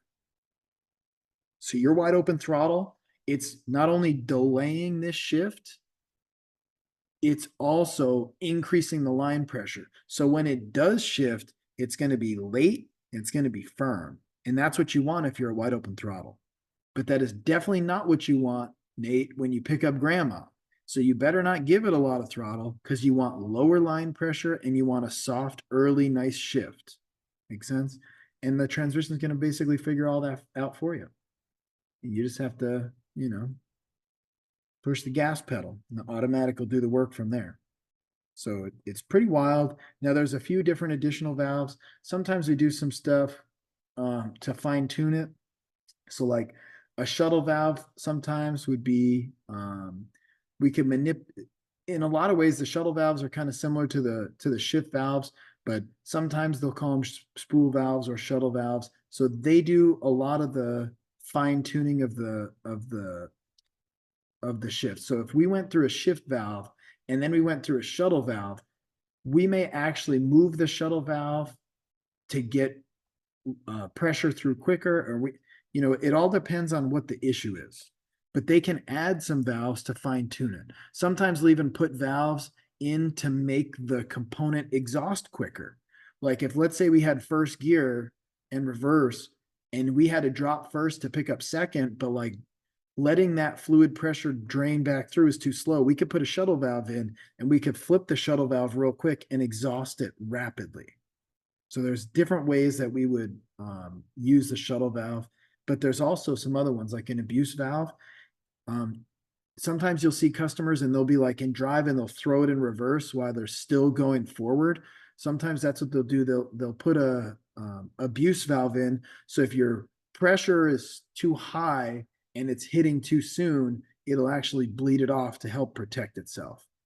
Is that an excuse to be throwing it in reverse while you're still rolling forward pretty quick? No, but it's at least gonna help not have it damaged quite as soon. So it's gonna hopefully help it a little bit. Okay, so there's a couple valves like that. And then,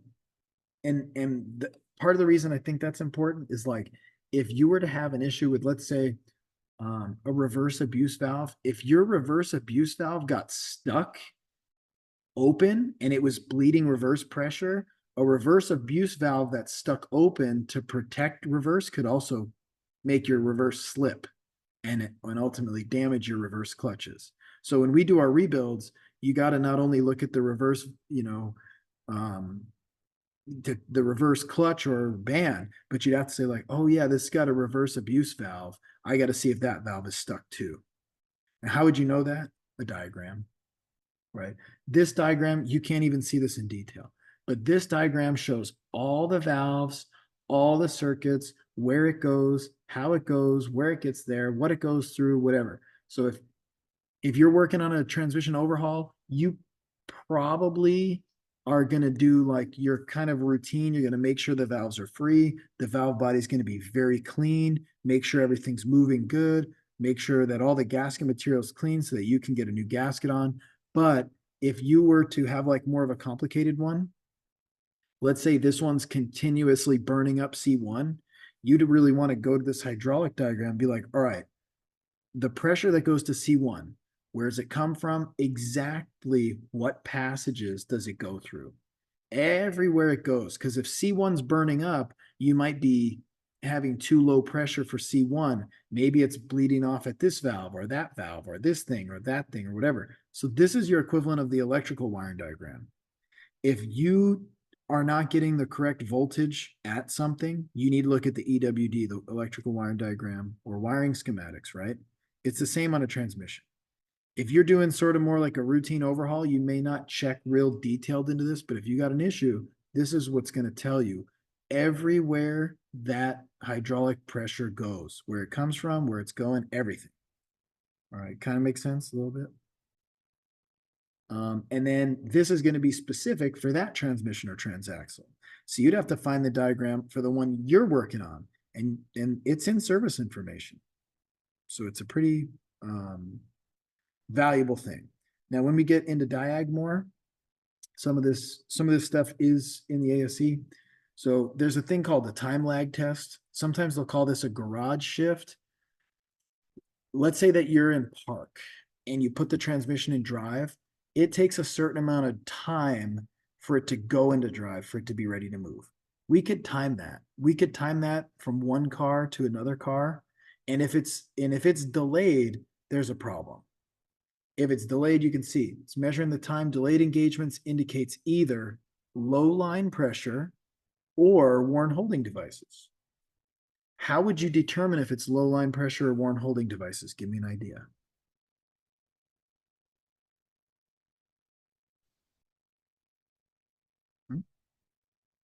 Wouldn't low line pressure be like shift being softer earlier? It would. And then It would. So you could figure it out kind of by driving, but how would you, if I asked you what the voltage was, would you tell me, well, if it was low voltage, it would have, you know, dim bulbs? Like if I asked you, what's the voltage? How would you tell me? measuring the voltage. Bingo. If you want to know if line pressure is low, we can put a gauge on that. You put a gauge on that and you measure it. If your line pressure is good, but it's got a lag test, what do you have? Worn holding devices. That thing needs to be overhauled. If you have a line, if you do a line pressure test and your line pressure is low, you're like, well, our line pressure could be low due to, especially in the electronically controlled transmissions, we could be looking at like SLT, you know, we've got a pressure control solenoid. So now in Toyota land, we're probably gonna sell a transmission, but in a lot of other, in ASE land and in other manufacturers and independents, we're gonna be like, well, let me maybe troubleshoot the pressure control solenoid and see, is the pressure control solenoid giving me the right line pressure or not? And if it's not, is it electrical? Is it a solenoid? Is it, you know what I'm saying? So we could measure it as a matter of fact, and the results are going to tell us like these things. If it's in spec, cool, line pressure is adequate, holding devices are working. If it's over spec, not applied, maybe the line pressure is low, perform hydraulic tests. We're going to literally measure the pressure. Or if the hydraulic test is good, it might be like, hey, a holding device could be worn. If a clutch is worn, what clues might you have that you can use your senses, you know, smell? Slipping?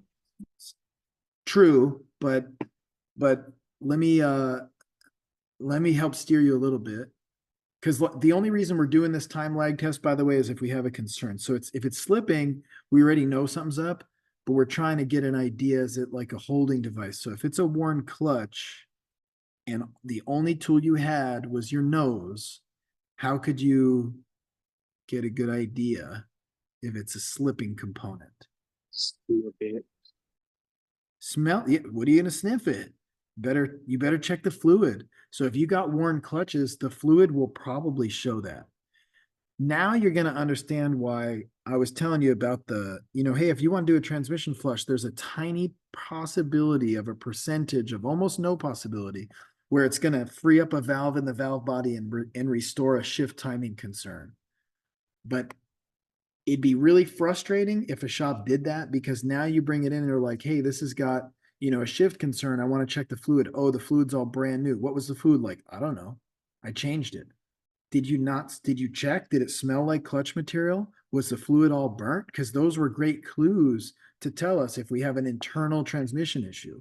Makes sense? So like, you want to use all your different senses and abilities to correctly diagnose it. Burned, stinking fluid, you already got a really good idea that it's an internal transmission issue. Makes sense? So pretty good. And then Another thing that we can do, we can go in, this one's a little bit more for electronic, but it could be for manual too, hydraulically controlled. We can actually go in and put it in manual low and put it in, change the shifter position to get an idea if it's an internal transmission issue, right? So remember, I believe it was second in manual low, it applied a brake that could help us tell if it was that one-way clutch that was bad. Remember that? I vaguely recall, right? So what we do with the shifter position on our road test can kind of confirm if it's like a one-way clutch or, what it is. Cool. But then this is actually talking about something slightly different.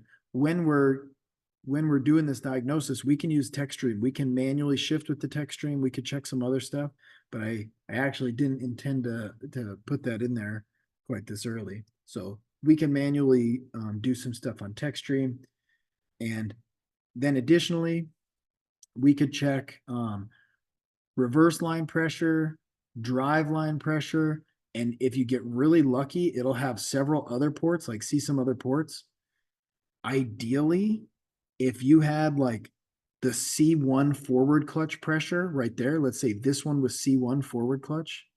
If you had a slipping C1 and you're like, I don't know if C1 is worn or if C1 is not getting adequate pressure, oh, it'd be perfect if you could put a gauge on there. If your spec for C1 was line pressure spec, which is, let's say at 10% throttle is, I don't know, maybe 120 PSI. If it's supposed to be 120 PSI and you check it and it reads 120 PSI, but it still slips, what wrong? Something internal. Yeah, give me more specific. I mean, it's C1. C1 slips, but it's got the full pressure. Why would C1 slip if it's got full pressure?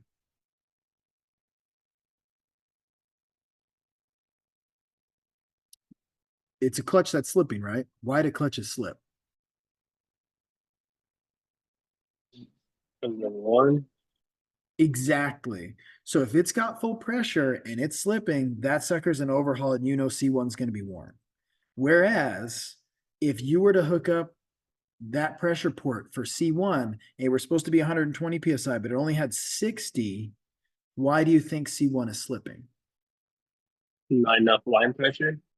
Exactly. But if line pressure is good for all the other gears and it's only low for the C1 apply pressure, that'd be like, oh, I must have a leaking piston for C1. Maybe I got a valve that's not open all the way. Maybe I got a leak at the valve body, right? So you're going in this transmission like, I got a hydraulic leak internally. Make sense? So the way you'd rebuild it would be different. If the line pressure, if the apply pressure for C1 is good, you're like, I'm going in for C1 clutches. I'll inspect some other stuff, but I'm mostly cleaning it up. Whereas if you check the apply pressure for C1, it's too low. You're like, yeah, I'm going to replace C1 because I'm overhauling it. But like, I got to find why was C1 low? Is it a piston seal? Is it a valve? Like, see what I'm saying? You're going about it in a totally different way. Remember, the purpose of the ASE is to get people to a higher quality of repair. So if someone's ASE certified, you don't expect them to be like, yeah, I did your overhaul and C1 was burnt, so I put a new C1 clutch in it. And then 3 months later, C1 is burnt again and be like, well, I guess it needs another C1 clutch. You know what I'm saying? Like if C1's burning up and failing prematurely, there's something else wrong.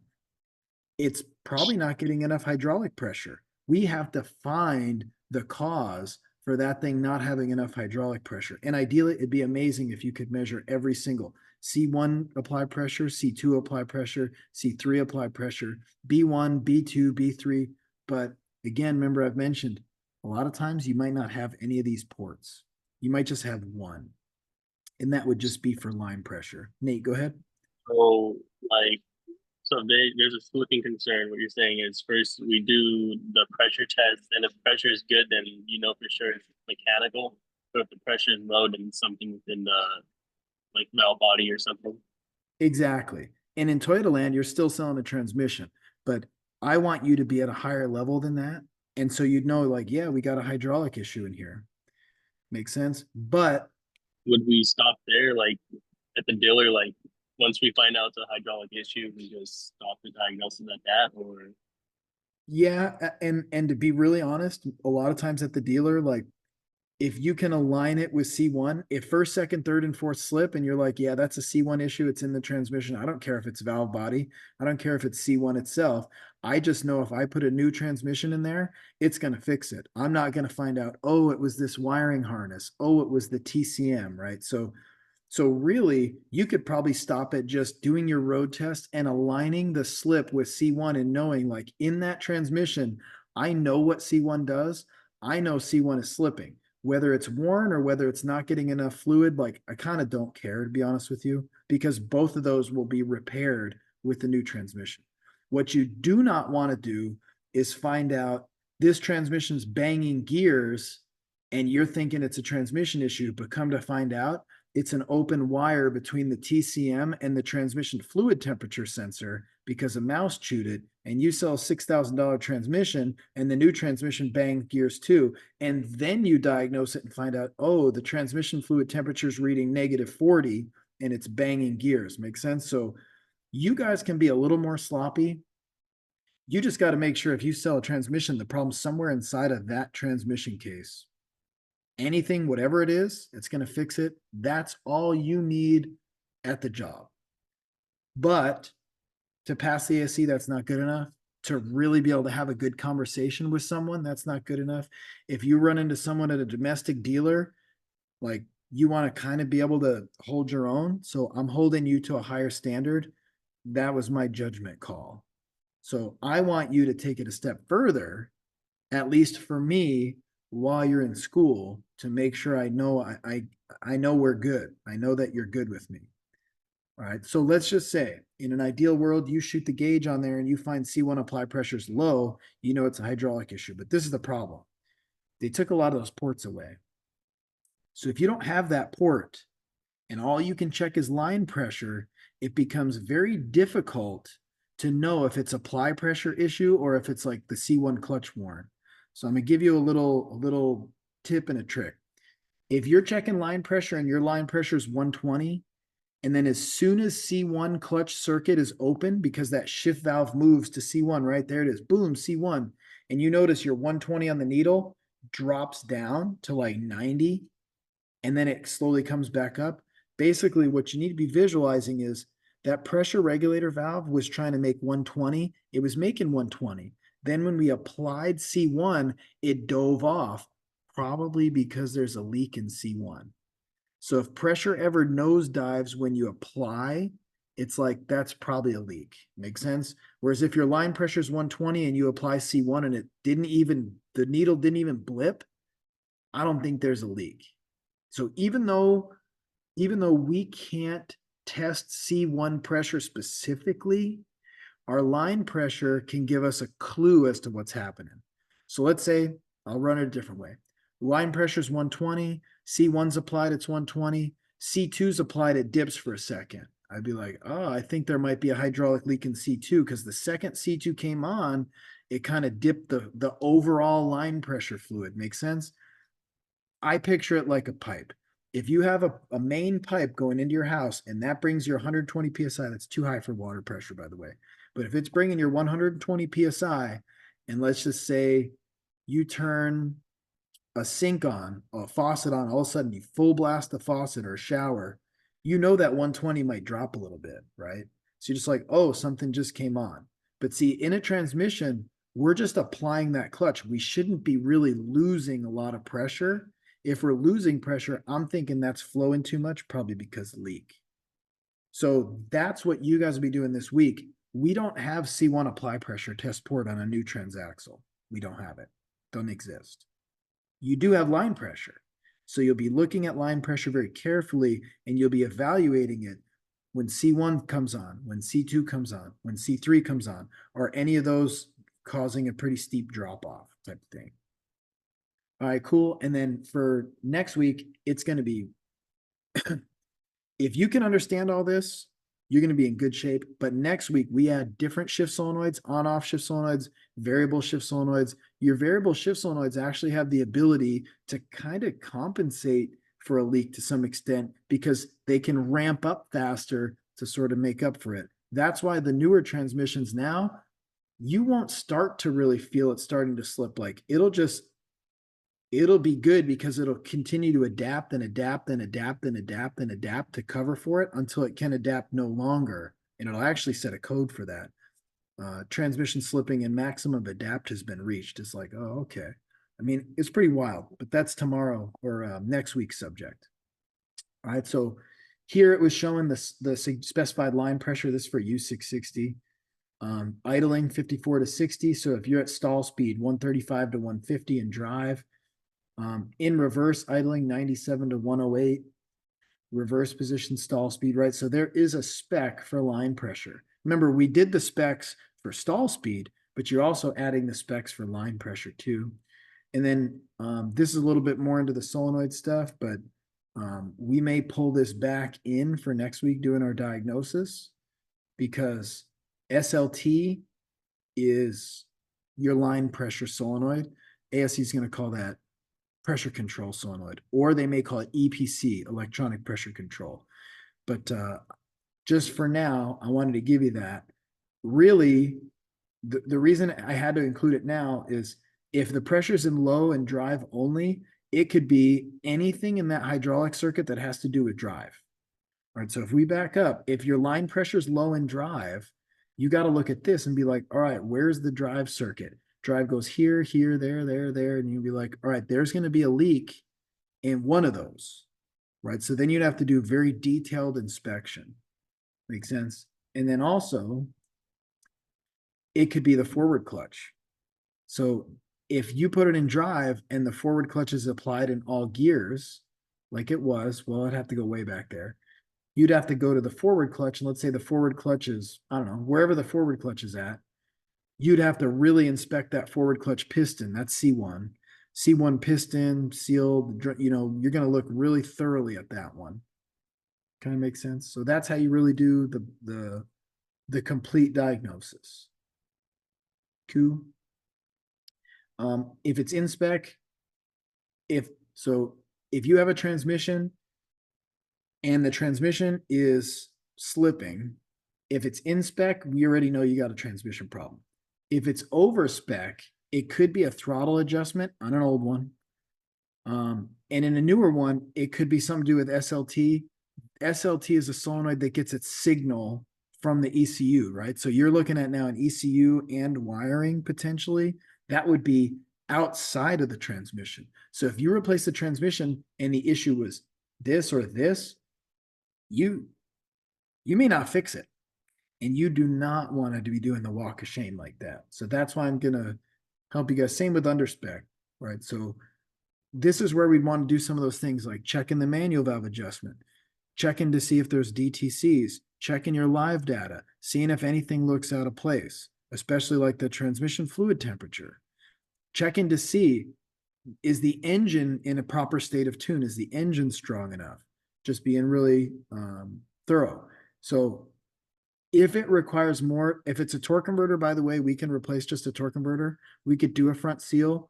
If we can replace stuff on the vehicle, such as like a range switch or, you know, an external sensor, like a speed sensor, we fix those. But in Toyota specifically, if it's deeper than that inside the transmission, generally we're going to replace that transmission. That's just for your culture. Okay. You guys made it. You got any questions that you think would help this lecture? Now's the time.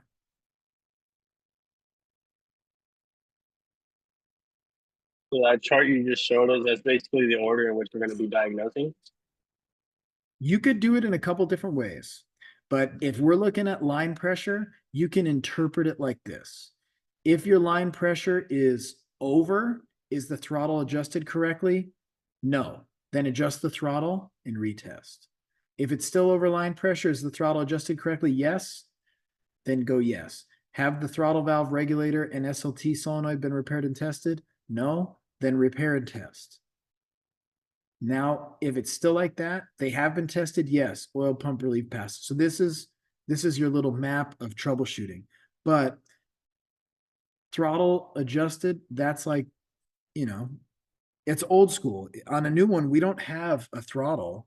We don't have a throttle cable. We don't have any of that. So like this is really good for understanding some of the older school transmissions. But generally on a newer one, we're going to be doing DTC based diagnosis. So that's going to be a different style. If it was hydraulic diagnosis, you'd follow something like this. And you would find this in the service manual, actually, yes. So like you said that newer transmissions don't have test ports or whatever. Does that mean like all the information is gonna be like on live stream data on text stream? I wish I would love that.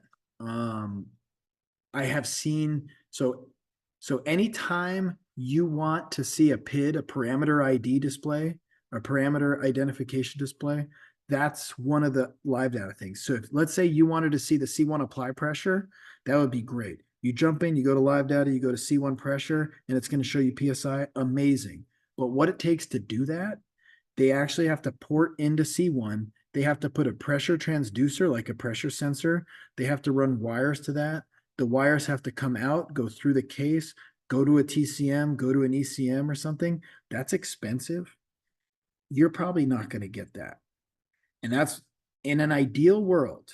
In an ideal world. In fact, I'd even go so far as to say, if I worked for the manufacturer and they told me to design a transmission, I don't have the skills. I'm not even close. But because I'm more in the repair, background, I would go to them and I'd say, you guys are going to make this. Do you want the technicians to be able to diagnose it or not? And if they said yes, I'd say, well, then you need test ports. And they'd say, well, we don't want to pay for that. And I'd say, well, ideally, you would actually put a pressure transducer for every single port. And then someone could get up with a scan tool and they could do hydraulic diagnosis like that. They could design the car to make our job easy. So, they could do that. Some different industries are more service oriented where they make it easier to work on. Okay. That's just a fact. However, remember, Toyota's a good example, but all the manufacturers are similar. They're not really in business to repair their cars. They're in business to sell their cars. So if they were to add all those pressure test ports and you had to do diagnosis and they had those pressure test ports, your diagnosis would be easy, but how much would that vehicle cost? More, right? So you're going to buy a Toyota new, you're going to go and say, I'm going to buy a Toyota because they have pressure test ports. The customer doesn't know that. Customer has no idea if there's pressure test ports. So it's always going to be cheaper initially to have less test ports, to have less transducers, to have less of that stuff. Makes sense? And Toyota's quality is pretty good. So it's pretty unlikely you're going to have a really tough time diagnosing this transmission. But I'm just saying, in an ideal world, you could measure everything and know exactly what you got, but it's going to cost a lot more money. And the customers are not real educated. They don't want to buy that.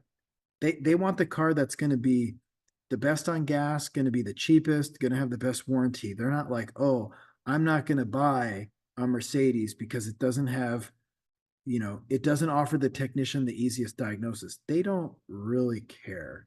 So understanding the driving forces in our industry, it's profit. I mean, I don't know if you guys saw at the school, there's a poster that was "End Capitalism Now." That was pretty wild right there. So capitalism, for better or worse, ultimately gives the consumer what they ask for. People vote with their money. If you would say on principle, it should have a test port and a transducer and a whatever, I'd say, yeah, it should. But you know what really is going to win? Is it going to sell or not? So if you're going to mark your car up a couple $100, they're going to probably buy your competitor's car for a couple $100 less, right? So you're not going to see that type of stuff. Your diagnosis is always going to be difficult because to make it totally diagnose itself is just going to cost too much money. Now, the redeeming aspect, I will say, diagnosing older transmissions wasn't that technical, but I had actually rather diagnose a newer transmission. Once you really get the basics of how to do diagnosis, especially combining electrical and mechanical type of stuff, like it's really hard when you're learning it, but once you learn it, it's not really all that hard. and then you're worth more money because there's not that many people who can do it, it's in your benefit to have the regular consumer not able to diagnose their own car. There are some who will complain, like, I don't want a new car because I can't diagnose it myself, but there were very few who could diagnose it anyway. And they'll say that, but are they willing to actually pay a lot more money to make it so they can diagnose it themselves? No, they're not. They just like to complain. So it's kind of a bummer, but I'm okay that they've taken those test ports away because, or even that they don't have pressure transducers. That'd probably be the better example. If they had a pressure sensor for every circuit in that transmission, they could write code for every circuit in that transmission and just give you a DTC. You have a hydraulic leak in C1. You have a hydraulic leak in the C1 circuit. They could write code to use that pressure transducer to basically diagnose stuff, and I feel like that's because we're not actually doing the diagnosis right now. Yeah, the good, chart. yeah, but you're gonna be doing it Monday. Right. Charts seem pretty easy. Yeah, when you all do it Monday, I think a lot of stuff will be clicking. For sure. That's the plan. All right, you guys are good.